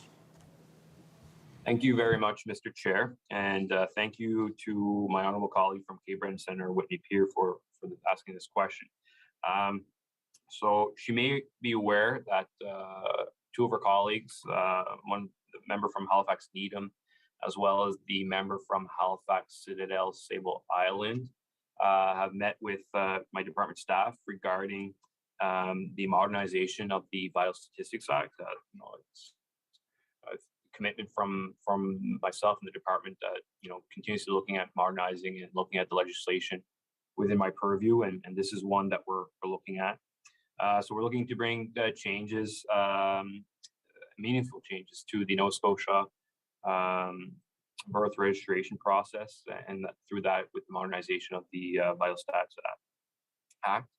And as the member outlined in her question, there are changes that are needed to acknowledge and reflect and respect the many ways that Nova Scotia families are comprised, and the diversity of our citizens. So staff have met with MLAs, staff have met with community groups, organizations, associations, other departments, and many others to ensure that we understand the existing issues and the potential impacts of any proposed changes. Well, let's go through quickly here the list. It's quite extensive. We've met with organizations from the 2S LGBTQIA+ community, so the South House Sexual and Gender Resource Center, Nova Scotia Rainbow Action Project, Community-Based Research Center, Atlantic Region, the Youth Project, Halifax Pride.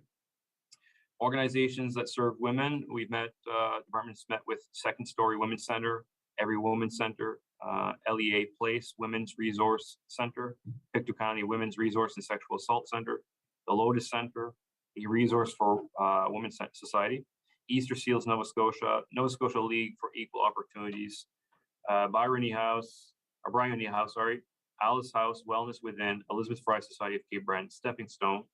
Within the family law experts and practitioners, folks, we've met with the Schulich School of Law, Dalhousie University. We met with Nova Scotia Legal Aid Commission, with Dalhousie Legal Aid Service.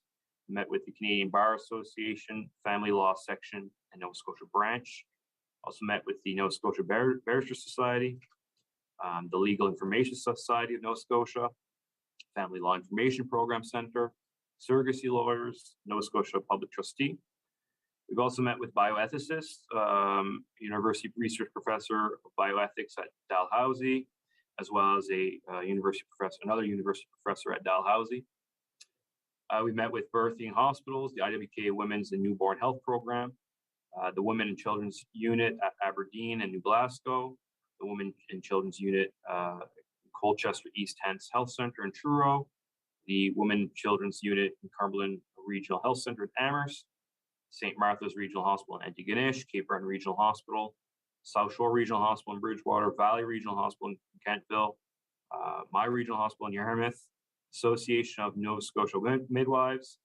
We've also met with immigrant and newcomer organizations, so the Immigrant Settlement Association of Nova Scotia, Immigration Francophone, YMCA of Greater Halifax, Dartmouth, surrogacy and fertility groups. We've met with Atlantic Assisted Reproductive Therapies, Fertility Matters Canada, met with the Fathers Group, the Nova Scotia Brotherhood Initiative, as well as we've met with other racially and ethnically diverse groups, members of the LNU community and the Nova Scotia Black Social Workers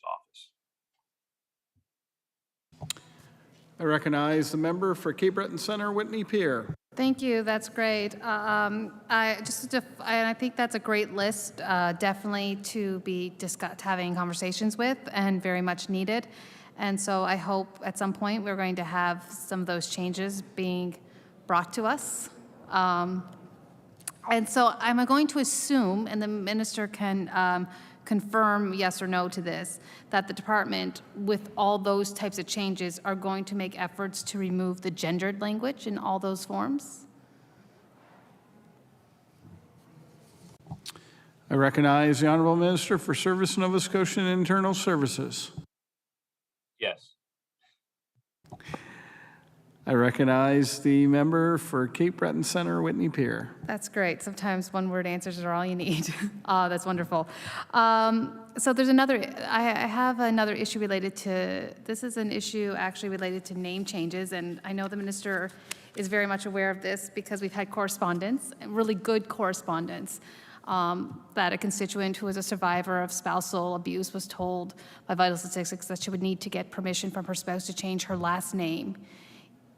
Even though one of the reasons she was seeking the name change was to prevent further contact from him. And we've had correspondence on this, and it appears from our correspondence that the legislation is the issue. And I know that there has been briefings and discussions that the department, and a direction from you yourself, that is conducting a research analysis regarding the issue and possible changes that can be made to the legislation. So I'm just wondering, what updates can you provide to us on that ongoing process?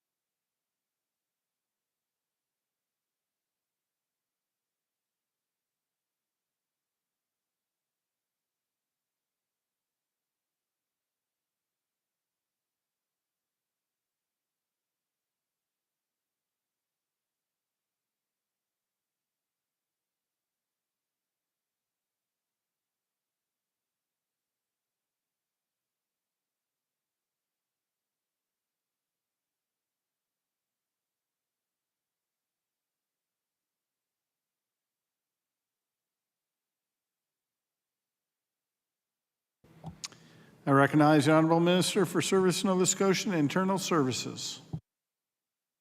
Thank you very much, Mr. Chair, and thank you to the member for bringing forward this issue. And I was very happy to respond to her correspondence. Happy that since her correspondence that the issue has been resolved, but certainly empathize with her constituent having to go through a difficult situation. So there are a number of scenarios and situations where Nova Scotians may want to change their name, and that could be for blended families, gender identity, or personal preference, just to list a few. And some reasons can be a little bit more difficult, as has noted the member through a question. So our job here at the department is to be sure that the rules that we have in place for changing a name are appropriate for all situations. So since the member has brought this forward to my attention, to my department's attention, I've asked staff to see how we can make improvements and what's being done in other jurisdictions. So jurisdictional scan underway, and I'd be very pleased to provide the member opposite with an update once we have more information. I recognize the member for Cape Breton Center, Whitney Peer.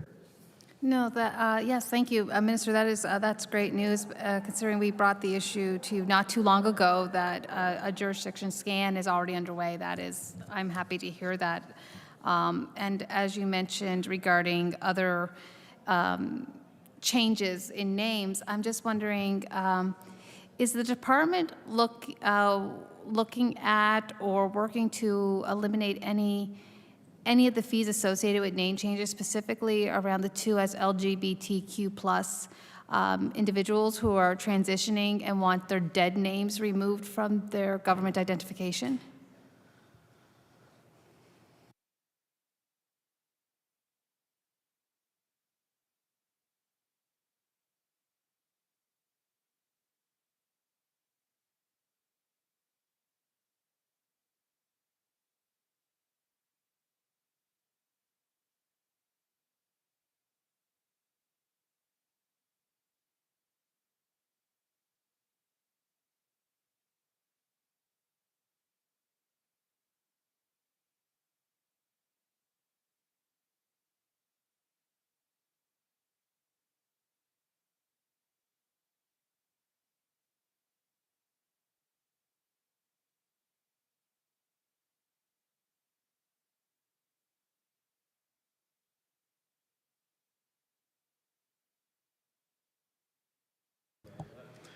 I recognize the Honourable Minister for Service Nova Scotia and Internal Services.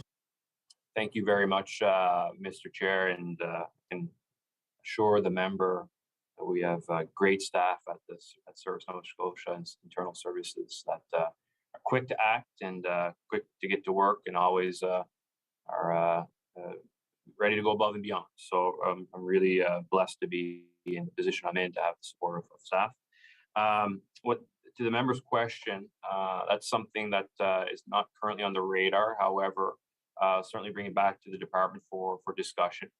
But I will share for the committee that for our First Nations communities, an initiative under the Truth and Reconciliation, that there's no cost for our First Nation, for members of the First Nation community to change their name to their First Nation name or their Mi'kmaq name. I recognize the member for Cape Breton Center, Whitney Peer. Thank you, and I do hope that this does go on to your radar as part of, I believe you mentioned the Diversity, Equity, Inclusion Action Plan. I hope maybe that can be also, this kind of situation can be considered. And with that, Mr. Chair, I will hand this over to my colleague from the Halifax Needham. I recognize the member for Halifax Needham. Thank you, Mr. Chair. And I do want to say that the minister is absolutely correct when he says that he has amazing staff and they are on the ball, which is why, I mean, just most of our questions are follow-ups from our meetings.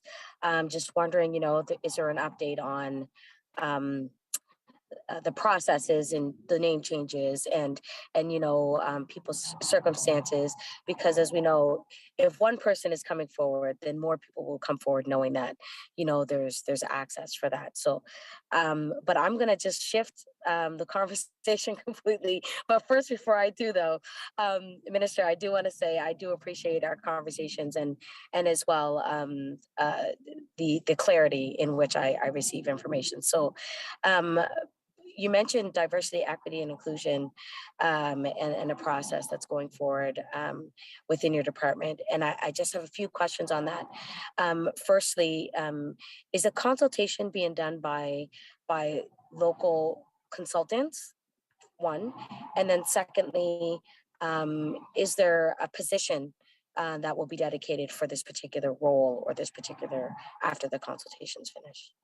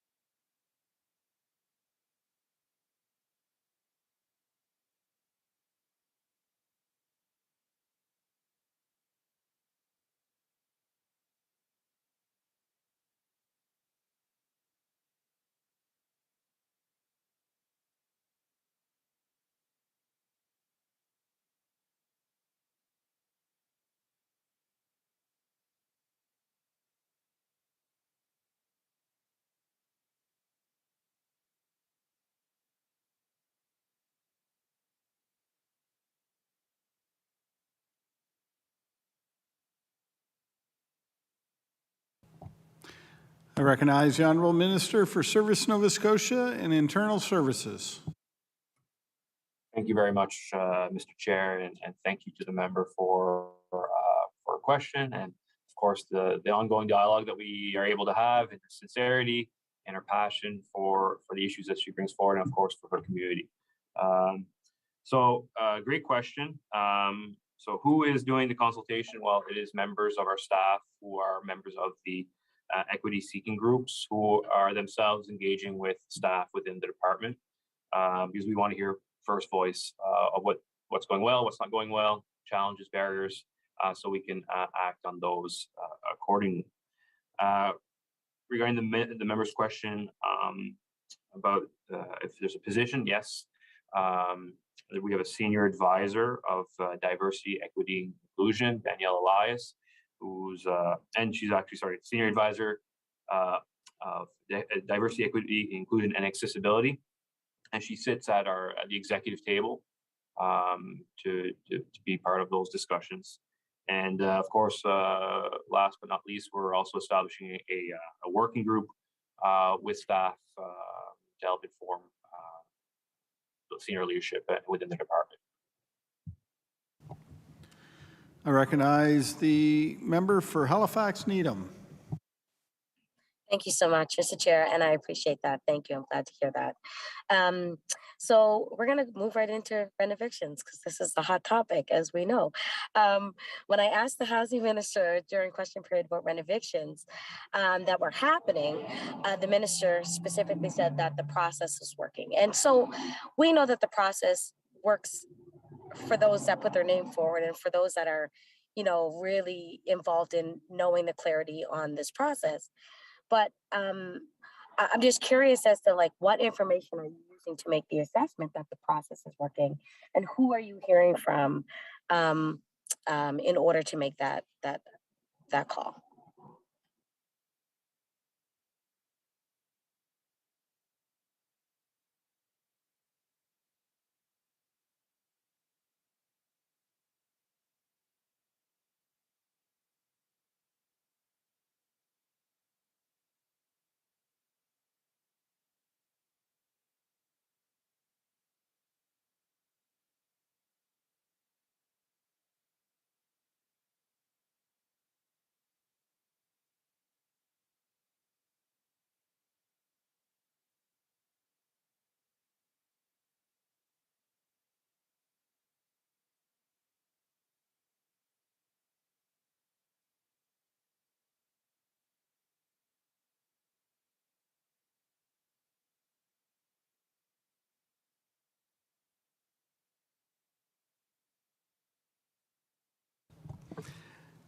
I recognize the Honorable Minister for Service Nova Scotia and Internal Services.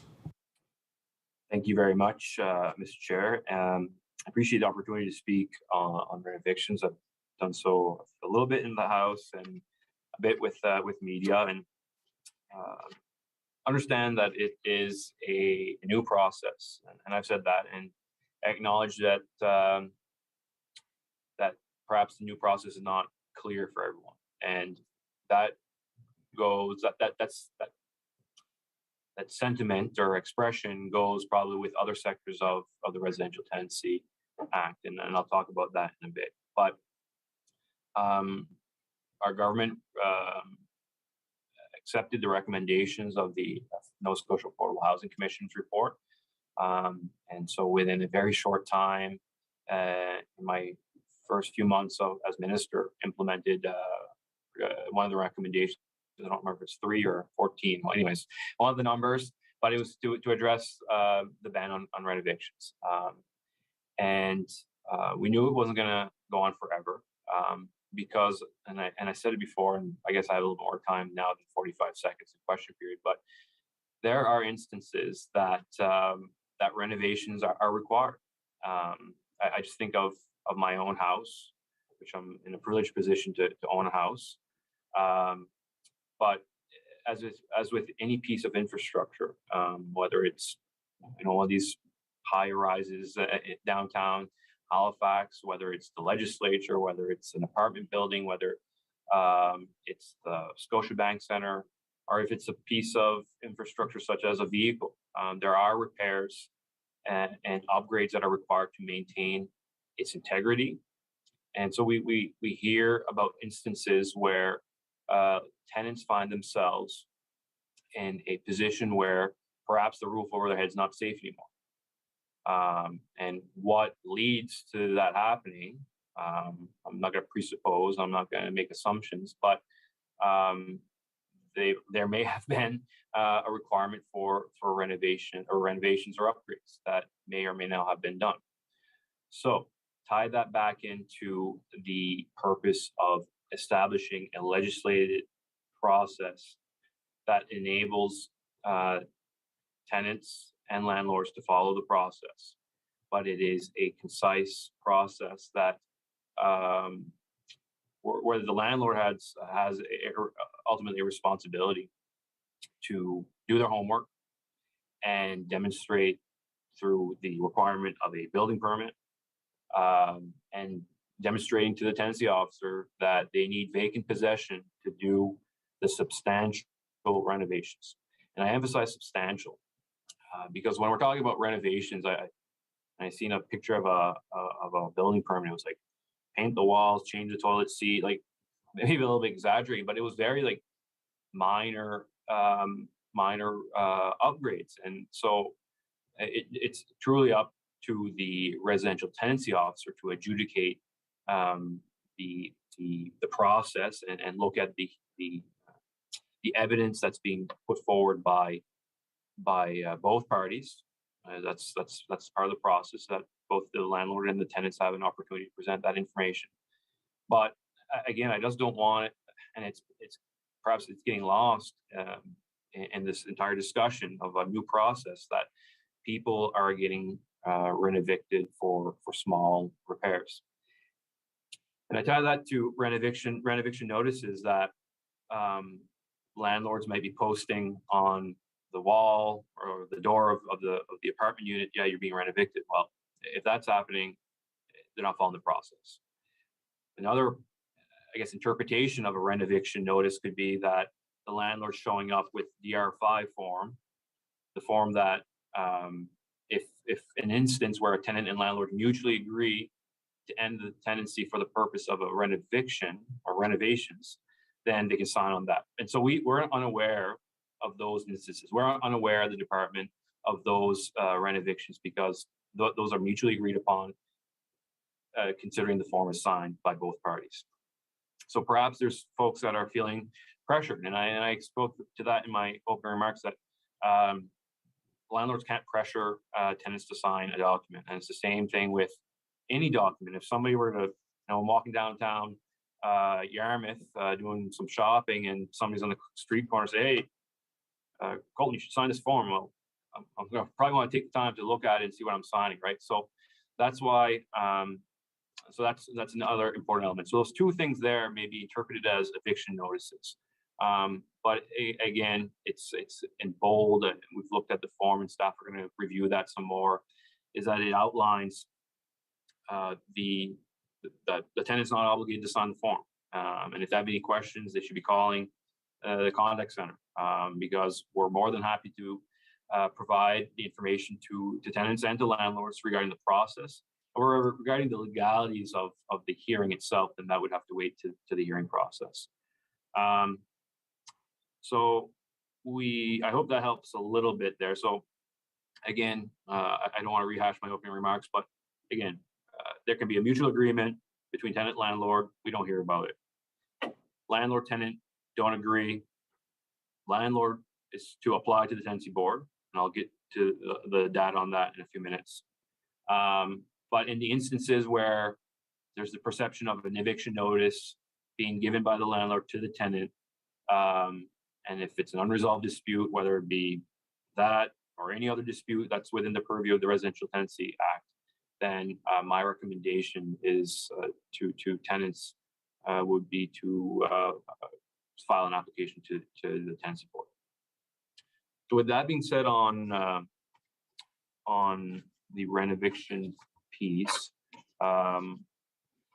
we've been keeping track of the data since it's been coming in through the department. So we've received 26 applications prior to the ban being lifted. And again, so actually, before I get into the data, the whole 3-month notice, that 3 months notice is once the application has gone to a hearing and a decision has been made by the RTO. So you can't express intent, notice on April 22nd, in 3 months you're going to be out. It has to go through the adjudication process for the RTO, which the current timeline is, timeline is about 8 to 9 weeks. So folks that are getting a notice without going through a hearing, the process is not being followed. So we received 6 applications prior to the ban being lifted. In total, we've received 28 applications. We have had 5 go to hearing. So 5 of the 28 have gone to hearing. And out of those 5, 1 resulted in mutual agreement between the tenant and the landlord. So it resulted in mediation, and both parties agreed to end the lease. And then the 4 others were actually in favor of the tenant. So that leads me to what we have in place here, leads me to that it is working. With the data that we have, and as I said in my opening remarks, we make our decisions on data. We're data driven at the department. So that's what leads me down to the process is working. Now, regarding whether folks understand the process is a different story. And that's why I took seriously the comments from the members' colleague from Dartmouth North last fall regarding public awareness and education. So education about the entire RTA. So I think most folks understand or are aware that the rent cap is extended to December 31st, 2023. So that public awareness was quite easy, but we're still including that information into our fact sheets.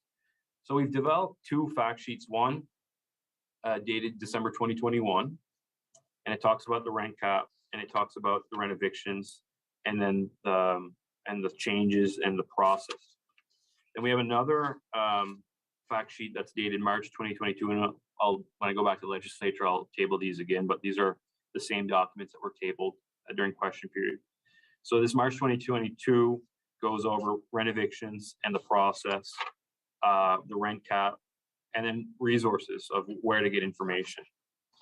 And more than happy if members opposite want copies of this, we can certainly send it through the caucus or directly to members from the department, and so they can have information.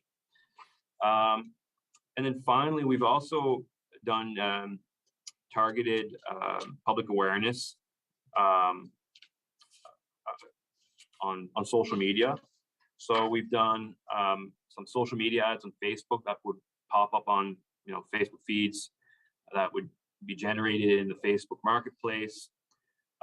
We did Google AdWords searches. So you would search residential tenancies, and somehow the masterminds of Google created a situation where the first thing that would come up would be an ad on renting information for tenants and landlords, financiers, and it's a link directly to Nova Scotia residential tenancies. And then we've also done some ad placements on Kijiji, because understanding there's folks that advertise their apartment units on Kijiji. So we're trying our best to get the accurate and up-to-date information into the hands of those who need it. And recognizing there's more, we're not stopping. We're gonna, like I said earlier, we're wrapping up a direct mail piece that will go up to 92,000 tenants across the province, which will focus on changes made to renting and creating more awareness where tenants and landlords can find their resources to questions, on the answers to questions that they might have. And finally, before the hour runs out, during the February to April online advertising, the ads were seen by a lot of people, 800,000 people. And with almost 12,000 of them engaging with them. So that's a significant part of our population. And I would expect if these were engagements on Kijiji, folks that were looking for apartments, probably folks that are particularly within the rental, that are looking for rentals. So lots of good work. Understanding that there's more, but hopefully that helps to provide clarity to the member. I recognize the member for Halifax Needham. So absolutely. I mean, completely. And we've talked about this many times about, like getting the message out there, letting people know. So, and when I said today, like a marketing campaign, I'm only saying this because that's huge and that's wonderful. 800,000 people have been touched or reached, via social media or any other avenue, right? And we know word of mouth, that happens too. But we also know that there are still people, and I mean, out of the four that you mentioned that had successful residential tenancy hearings, and I'm assuming that this is one of them, their landlord's response was demolition to their home. So they were successful in being able to say, you know what, this is, your case is valid. We want to make sure that there's not a reason for him to rent evict your home, to send you out and they evict you based on a toilet seat change. You know what I mean? And I don't know if that's the issue, but I'm just using that as an example. And so my thought is, if that's the case and there are successful cases and there's still landlords literally removing walls around people that are living in their homes, what particular enforcement is happening? How is there any regulations? Is there any penalty to the landlord for not following the residential tenancy officer's decision?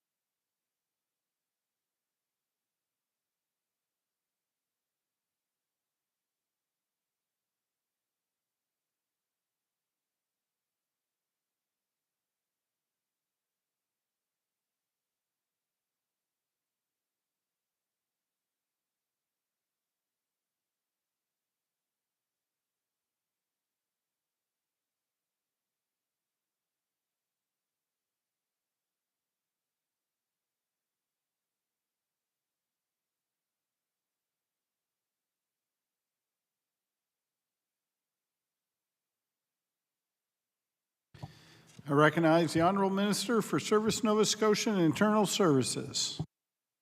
Thank you very much, Mr. Chair, and thanks to the member for the question. What I'd say is I'd recognize that there's some difficult landlords and there's probably some difficult tenants, but so I wouldn't want to paint all landlords or all tenants with the same brush when we're talking about these issues. Regarding demolition and acts of demolition, that is also a process that must be adjudicated through the residential tenancy program.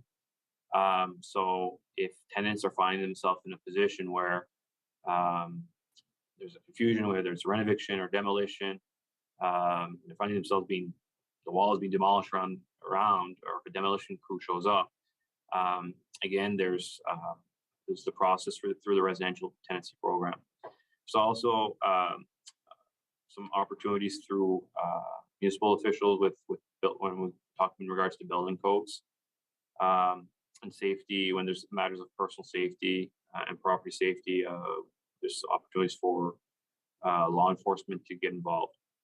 And then again, back through the Residential Tenancies Act, I went specifically to rent evictions. If landlords are found not to be following the process, that's why we've introduced penalties for the landlords in favor of the tenant, where they can get additional compensation through the renovation process. I recognize the member for Halifax Needham. Thank you. And I mean, yeah, the additional compensation is great, but there's nowhere to move to. So like, you know, you get 3 months from your landlord, you know, he gets to pay you whatever, however much it is. But like you have 3 months living in conditions that are probably not the best situation, because we hear from people that are saying their landlords are taking the doors off the walls, or they're cutting off utilities, or they're, you know, removing many different facets of the home that they own because they're landlords, because they filed a residential tenancy suit, right? So, and this one in particular was successful. So I bring this to the attention because I think we need to be more firm when it comes to, you know, putting some penalties in place that will actually affect the landlord, or as well, if there's, you know, bad tenants, there needs to be penalties in place for that as well. It has to go both ways. But at the same time, you know, it brings me to, and I know that you've heard this, that there's renovictions of the Blue Nose Inn in Bedford. And I mean, like 40 tenants were notified on March 1st. So that was before the ban was up, and they were given a letter. And so it's good that this information is out there and that we're able to kind of inform people, because they were informed and they went to a lawyer to speak to a lawyer about this process. But I mean, let's just say they're successful in winning their case. Then to me, what happens, like the landlord is already going to sell the unit, the building, to make 105 unit residential buildings, which I think this is a really good opportunity for our government to step in and maybe do first right of refusal to kind of take it over and provide, you know, some non-market housing, some, you know, nonprofit housing, whatever, co-op, regardless. But I just really feel like these are missed opportunities, but as well, people are suffering because their housing is being taken from them, or they're being in fear in their living spaces if they do take their landlord to task, right? So I just wanted to mention that, because these are some serious issues that I get emails of consistently, and as well, I'm pretty sure you do as well in your office. But there has to be some penalties or some firm pieces of legislation that state specifically this is what's going to happen. So we discussed, you know, the many changes that are needed to the Residential Tenancies Act, and one of them, which we debated in the last sitting, related to fixed term leases. And I'm just curious, is the department considering any changes to that act that would ensure tenants in a fixed term lease? And I know that you mentioned, you know, the opt out to be able to, or is that just specific to renovations? I'm not quite sure. It's so much going on right now. But my question is, Are you considering any changes to the act that would ensure tenants in fixed term leases have more protections from eviction and rent increases?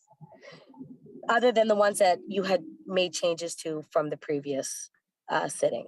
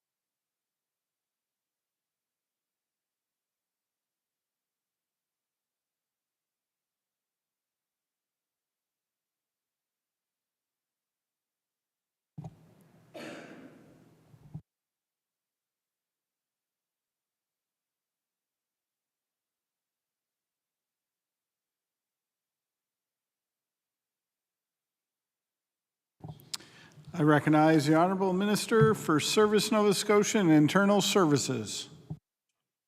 Thank you very much, Mr. Chair. And I just want to respond briefly to the member's question or comments regarding the rent evictions. I guess like we recognize that, and again, it goes to my initial comments earlier about the purpose of rent evictions. And there are times where substantial renovations are required to maintain a safe roof over their head. So we have to, and that's why we did enable a process that permits landlords to do that, but puts the onus on them to demonstrate the need, and they have all their paperwork and ducks in a row. But it also allows that balance, and the entirety of the RTA is the balance of the rights and the needs of tenants and landlords. So it also provides the opportunity for tenants to come and say, yeah, no, don't agree. But I also do appreciate that the housing stock is not where it should be, and that's why our government is acting as a whole. It's not just Minister of Municipal Affairs and Housing. It's, there's some involvement with me, with my department. There's some involvement with Department of Public Works. There's involvement with Department of Community Services. So it's an all hands on deck approach. And I think some of the legislation that we did last session, and some of this session as well. I mean, I remember going to a bill briefing. There was 3 ministers, all with different aspects of regarding housing. How often do you see 3 ministers at a bill briefing, right? So this is an issue that as a government, we're taking very seriously. And I have high degree of confidence in my colleagues that we will make progress. We are making progress. As with healthcare, things will take time, but we are there to continue to support Nova Scotians. Regarding the eviction timeline for rent evictions, once it's gone through the hearing process, it is a minimum of 3 months, so it can be a maximum of 12 months. So I just want to provide that clarity, that clarification on the record. And also really grateful to Dalhousie Legal Aid for their input and helping us in our path of educating the public. Specifically regarding, and I know I'm bouncing all over the place, specific to the situation in Bedford, I do know staff have advised that staff from Department of Community Services from Housing Support are there to support folks there. But I don't know the entirety of the specifics of that situation. But again, if it's for demolition, if it's for rent eviction, if there's doors being taken off, if there's deletion of services, these are all things that are protected under or enshrined within the Residential Tenancies Act, that there are protections for tenants, and there is a process to follow. I will conclude this answer here to answer the member's specific question regarding fixed term leases. As I indicated probably a couple times, at least in third reading, when I closed debate last fall, the RTA amendment book is not closed. Like there's still items that that remained on my desk. Perhaps it's a little bit cluttered desk, but still there. But we're looking at those issues attentively. We're continuing to engage with stakeholders. We have done consultation or engagement with our stakeholders, particularly regarding fixed term leases and others. So we know there's benefits for fixed term leases for some, and maybe that others aren't using them for the intended purposes. However, we will continue to gather the feedback from our stakeholders, and as we make and look to make future amendments to this piece of legislation, we will do so in a manner that continues to look at through the lens of balancing the rights and needs of tenants and landlords. I recognize the member for Halifax Needham. Thank you very much, Minister. And I mean, I truly agree. Like I'm on the same page. You know, you're very clear when it comes to, and I say this with all due respect, you're very clear when it comes to making sure that the information is thorough and clear, but at the same time, there's realities for many people in Nova Scotia, and I respect the fact that you're working hard at making sure that like you're reaching out and you're being informed and consulting. So I say this stuff because I really feel like we need to look at maybe having stronger punishments for bad landlords, bad tenants, whatever that looks like. We need to start making people feel like this is a priority, and this is a reality for a lot of people. That, like, when I mentioned to you about landlords taking doors off, people have no idea, especially when you live in a marginalized community, or if you live in public housing, or they have no idea that these things can be put through a process, or they can be spoken to, unless there's someone that can tell them these things. So I'm grateful that the information is being shared and there's people out there doing the work, but there's still a lot of people that have no idea. So and I'm glad that you tied in across departments, because I truly feel that a lot of the things that we are doing as government is going to touch every part of the departments that we work with and that we work for. And so saying this, and I'm only going to say this because, the renovation ban has been lifted, and we see numbers, we see cases, and yes, cases that are coming to your office, and hopefully you don't have a whole bunch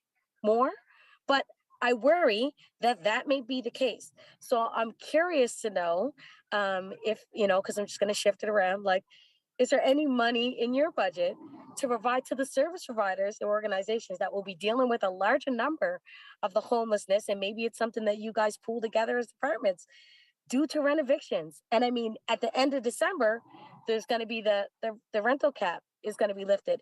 And that's going to be a whole another ball of worms. So it's just, for me, I just think about, is this the time for these things to be happening? And I know, we won't know until we pull the Band-Aid off. But we already know that we're bleeding profusely in the housing market and in healthcare. And so just thinking about these things may be something that we want to consider when we're removing things in such a manner. And yes, people are being educated and there's a lot of things that are happening, but I just, I worry that we're going to overload our own systems, our own departments, when we do things when we're not ready. So just a thought, maybe there may be funding for other service providers that will be needed when a lot of these things happen. Just your thoughts. Just tell me what you think.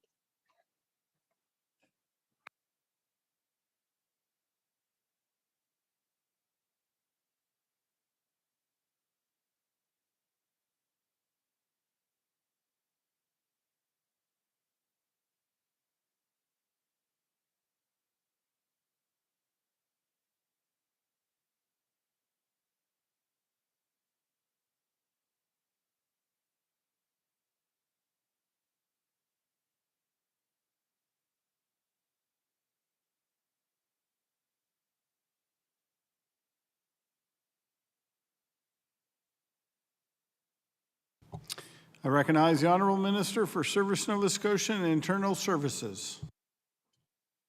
Thank you very much, Mr. Chair, and I appreciate the members getting her question, and you have a commitment from me that this file is priority. It's one that frequently comes up my department briefings and discussions, recognizing that it impacts a significant portion of Nova Scotians. So I said in debate, it's all coming back to me. I said in debate is that when we do things, when we make these changes, we want to make sure that we're doing it right, recognizing it does impact a significant portion of our Nova Scotia population. So, member can rest assured that this is a dossier that's on top of the pile, and continuously looking at how we can look at modernizing and improving the act, as with the other acts. We want to remind the member we did, as a government, before the budget was tabled, it was March 24th, have made an announcement of $13.2 million. And that included some investment. I think it was around $6 million from my department for the heating assistance rebate program. So that's a top up of $150 for those that were eligible. I think more than 45,000 Nova Scotians were eligible this year for the rebate up to 200. So that's a good step, and a step in the right direction. It's and then of course the payments to income assistance recipients, as well as disability support. Those on disability support program, as well as our investment supports to food banks. But we're always listening. Like, the door is not shut. I've said it. The Minister of Finance has said it. Like, we're all eyes and ears on these issues because they're issues that impact our communities, our families, our friends. Impacts everyone in our province and those that we represent. So we will do what we have to do as a government to ensure that those we support those most vulnerable, and that's what we did back in March. Instead of creating a whole new system, which does take time, we already had an existing mechanism of getting that money out the door, and that if folks haven't received their 150 top up yet, it should be coming in the next few days here. I'll say regarding support, so we don't have any funding within my department's budget for wraparound supports for housing. That'd be more so within the Department of Community Services, but they do a tremendous job of supporting those in need. And finally, I'll leave the member on this note is, supply is an issue. Recognize that supply is an issue, and for affordability to improve, availability needs to improve, and that's why it's a concerted effort to build on that supply. And we have these the bridge of the rent cap to get us to 2023, to allow us to increase that stock, in hopes of having more supply that would improve that availability for Nova Scotians right across the spectrum, whether it be affordable housing to condos, everywhere is in between. I recognize the member for Halifax Needham. Thank you. And I will say, I'm hopeful too, 2020, before we get to the end of this rent cap ban, that we have enough supply. But if we don't, can I get we're going to keep the ban on until we get supply? Just a thought. Just think about that. My last question that I do have, though, is it's really good. And it's literally one that I was about, and I'm just asking out of curiosity and hope that this is something. I heard you mention it in your opening remarks about moving to an appointment system for people needing access for in-person services, and many people have indicated that this system is actually way better and more efficient than the previous system that often led to long waits. So I'm curious, and maybe I missed it. Does the department plan to keep this appointment system for Nova Scotians? I recognize the Honourable Minister for Service Nova Scotia and Internal Services. Well, thank you very much, Mr. Chair. Today is the member's lucky day. We're looking for testimonials to put out there to best promote the online booking system. It sounds like a 5-star rating to me. We're absolutely continuing to maintain that system, and of course, looking at improvements where we can better support Nova Scotians. I recognize the member for Halifax Needham with less than 5 minutes to go. Thank you so much, Mr. Chair. And I will say, I don't have any other questions because I know that I can reach out to you and ask you them on your own. But I do want to say that I highly respect the department in which, you oversee. You have a number of amazing staff and experts that are there, that are doing hard work and are actually listening and understanding to Nova Scotians. So I appreciate all the work that they do, and as well having this conversation with with you, Mr. Minister. So if my colleague is there, and if they have any other questions, I will pass it along to them. Thank you. Thank you to the member. I recognize the member for Cape Breton Centre, Whitney Pierre. Thank you, Mr. Chair. And hello again, Minister.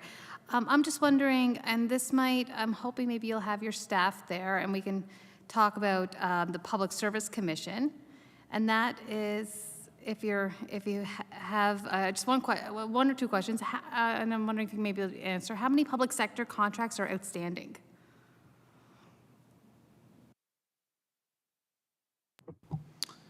I recognize the Honourable Minister for Service Nova Scotia and Internal Services.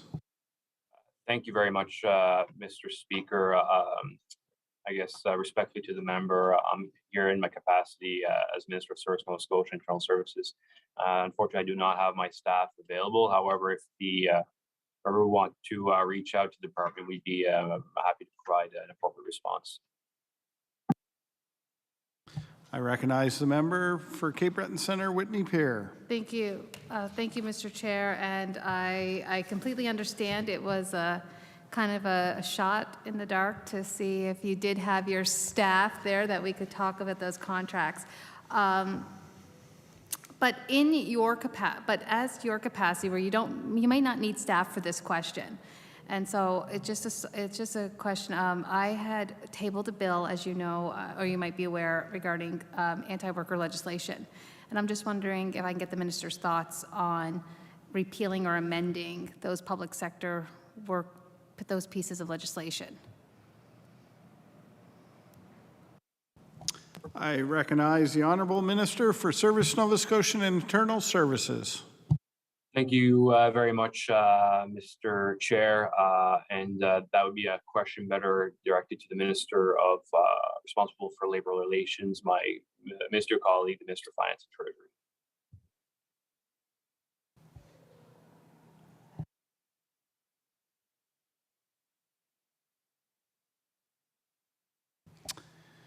Thank you to the members for your questions, and thank you, Minister. We'll take a 5-minute, actually a 6-minute break, and we'll start again at 2:40.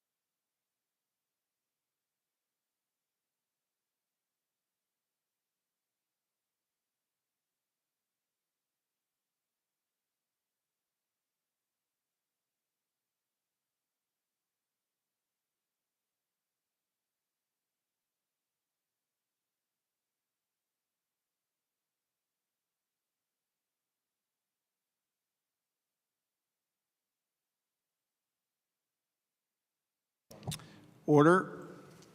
Now it's time to revert back to the official opposition, and I recognize the honourable member for Fairview Clayton Park. Thank you, Mr. Chair, and I will try to be brief, and I ask the minister to keep his answers brief if possible so we can get some good stuff in here in this last 10 minutes. Just an update, financial services suspended their debt collection when COVID hit back in 2020, so I'm curious how the recovery is going.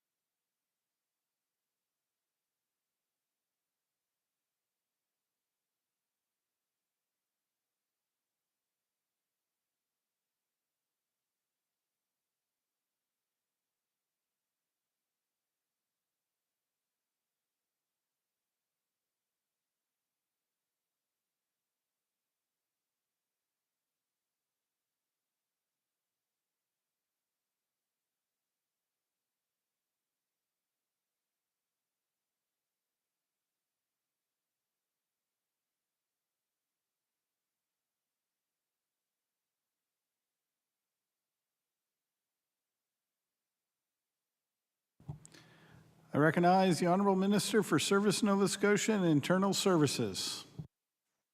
Thank you very much, Mr. Chair. I guess the short answer to the member opposite, I could answer this question in a year from now because we don't have that data.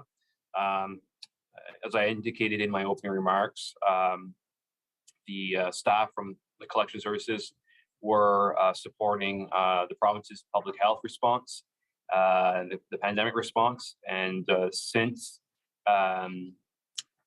that, there's an ongoing transition from them supporting public health to now going back into the collection services, and so there's lots of work being done to upstart that process again with our clients that we serve. And so I guess in a year's time, I'd be able to provide an answer to the member opposite. I recognize the honourable member for Fairview Clayton Park. Thank you, Mr. Chair, and that wasn't a criticism by any means. I appreciate the work that the staff of Service Nova Scotia have been doing in order to help with COVID. I was just looking to see if anything had moved forward. In-person services are often a link between people in rural areas and their government. They can be a lifeline for citizens. I'm wondering if the minister could tell us what the department is doing to ensure that these in-person services return as we learn to live with COVID, and could he tell us what new offices are planned? Could he also maybe give an update on the RMV services in Sheet Harbour and Guysborough?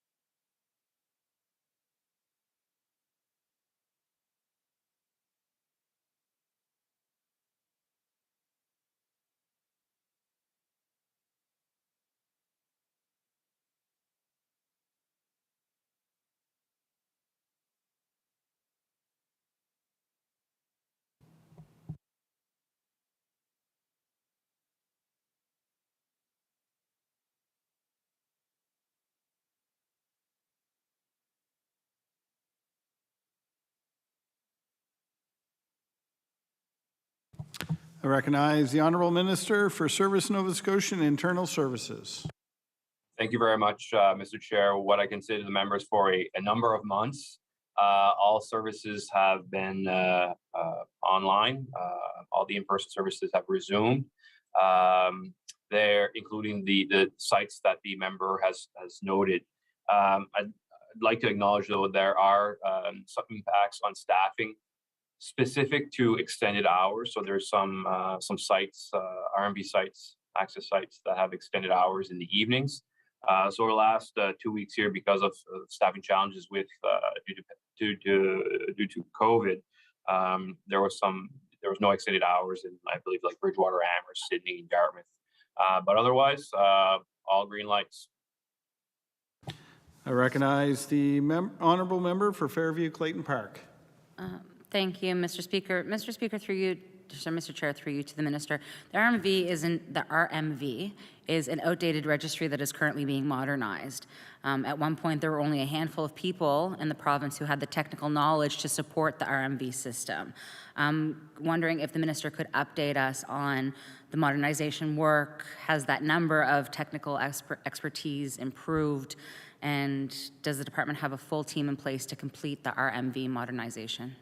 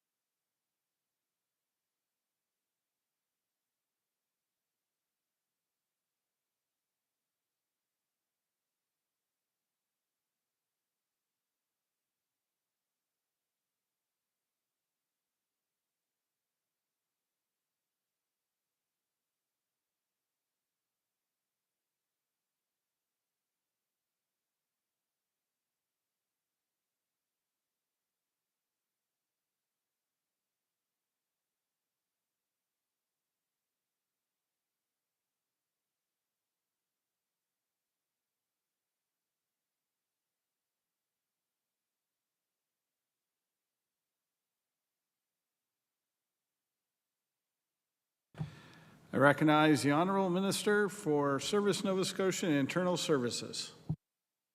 Thank you very much, Mr. Chair, and I appreciate the opportunity to discuss the RMV modernization. It's a partnership that we have with the Department of Public Works.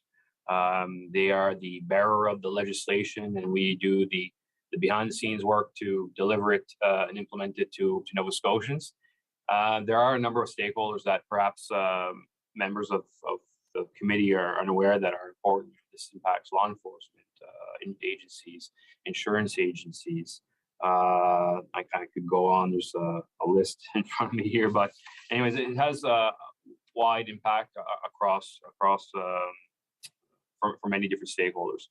So work's very well underway to build that new and modern system, which includes developing policies, processes, and support technology to replace the outdated technology. I believe the member said it was outdated. It is outdated. Not to say that 55 years is outdated, but 55 years is how long this system has been, this computer system has been put in place. So whether it's government or whether it's citizens, but there's expectations that we are able to meet the needs of our clients. And in this case, our clients are Nova Scotians, and our clients are also the other stakeholders that tap in and utilize the RMV. So it's a significant initiative that deals with a very, very complex registry. There's more than 2 million records in the registry. That's with approximately 744,000 driver records, 250,000 ID license cards, and there's over or around 881,000 active vehicles. And the registry generates about $160 million per year.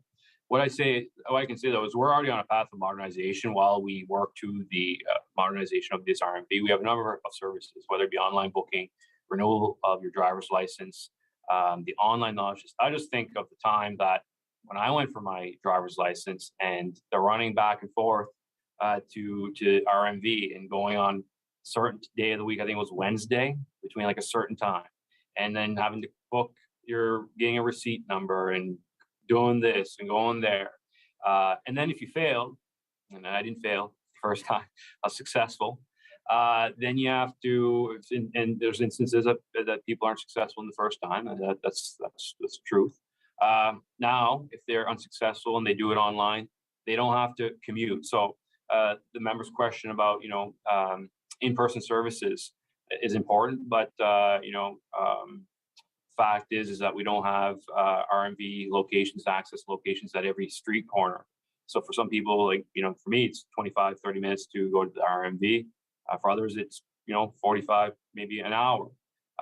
So it's making things easy for Nova Scotians. I would have probably did the online knowledge test at the time, maybe in French, who knows? But anyways, there's lots of work being done, including online dealer services that reduces some red tape and some legwork for those that are in the dealership industry or vehicle dealership industry, and that eases the process and has some improvements there. And we're continuously looking at how we can improve the vehicle permit process. I know it's quite easy to go online and Order. The time has elapsed for the questions. We ask the minister to conclude the consideration of estimates this afternoon. I invite the minister to offer closing remarks and then read the department's estimates resolution. Thank you very much, Mr. Chair, and I really appreciate the opportunity to take part in estimates. Wasn't sure it was going to happen or not, but the 11th hour is better than never. But no, I hope that through my opening remarks, it sort of painted a picture for folks. I know that the member from Fairview Clayton Park understands very well the breadth of this department that I have the privilege of being the minister. But hopefully it was an opportunity for others to see what the amazing work that staff do to serve both government and our citizens. I wouldn't be here without the amazing support of the staff. I echo the comments of the members opposite who shared their positive sentiments and the feedback for our staff. So to all my staff, all 1,600 plus from Yarmouth to Sydney and everyone's in between, thank you very much for your dedication. With that, I move to that resolution E38, resolve that a sum not exceeding $359,570,000 be granted to the Lieutenant Governor to defray expenses in respect of the Department of Service Nova Scotia and Internal Services pursuant to the estimate. Thank you. Merci.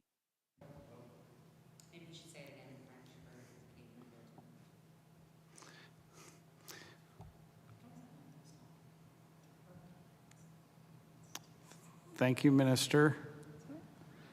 We have 5 minutes left, or 4 minutes left. I can still talk. I Yeah. can keep on going. Yeah, all keep right. going. Sounds good. All right. I'll just talk a little bit more about what's that?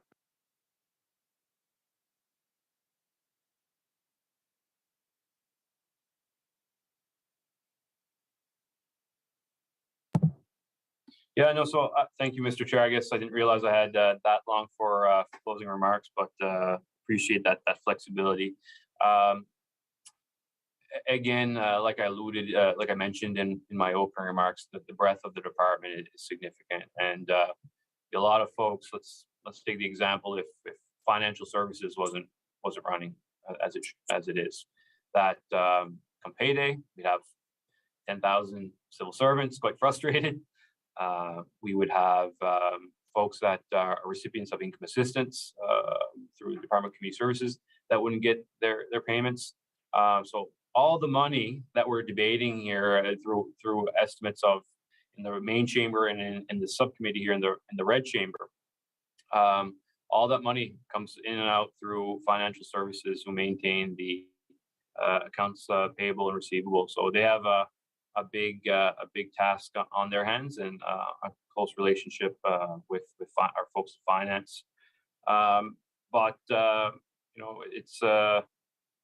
it's been an eye opener for me. Like I said, getting into the seat because what I thought was Service Nova Scotia is that much more and beyond. And to see how interconnected and that we are with all departments for that matter.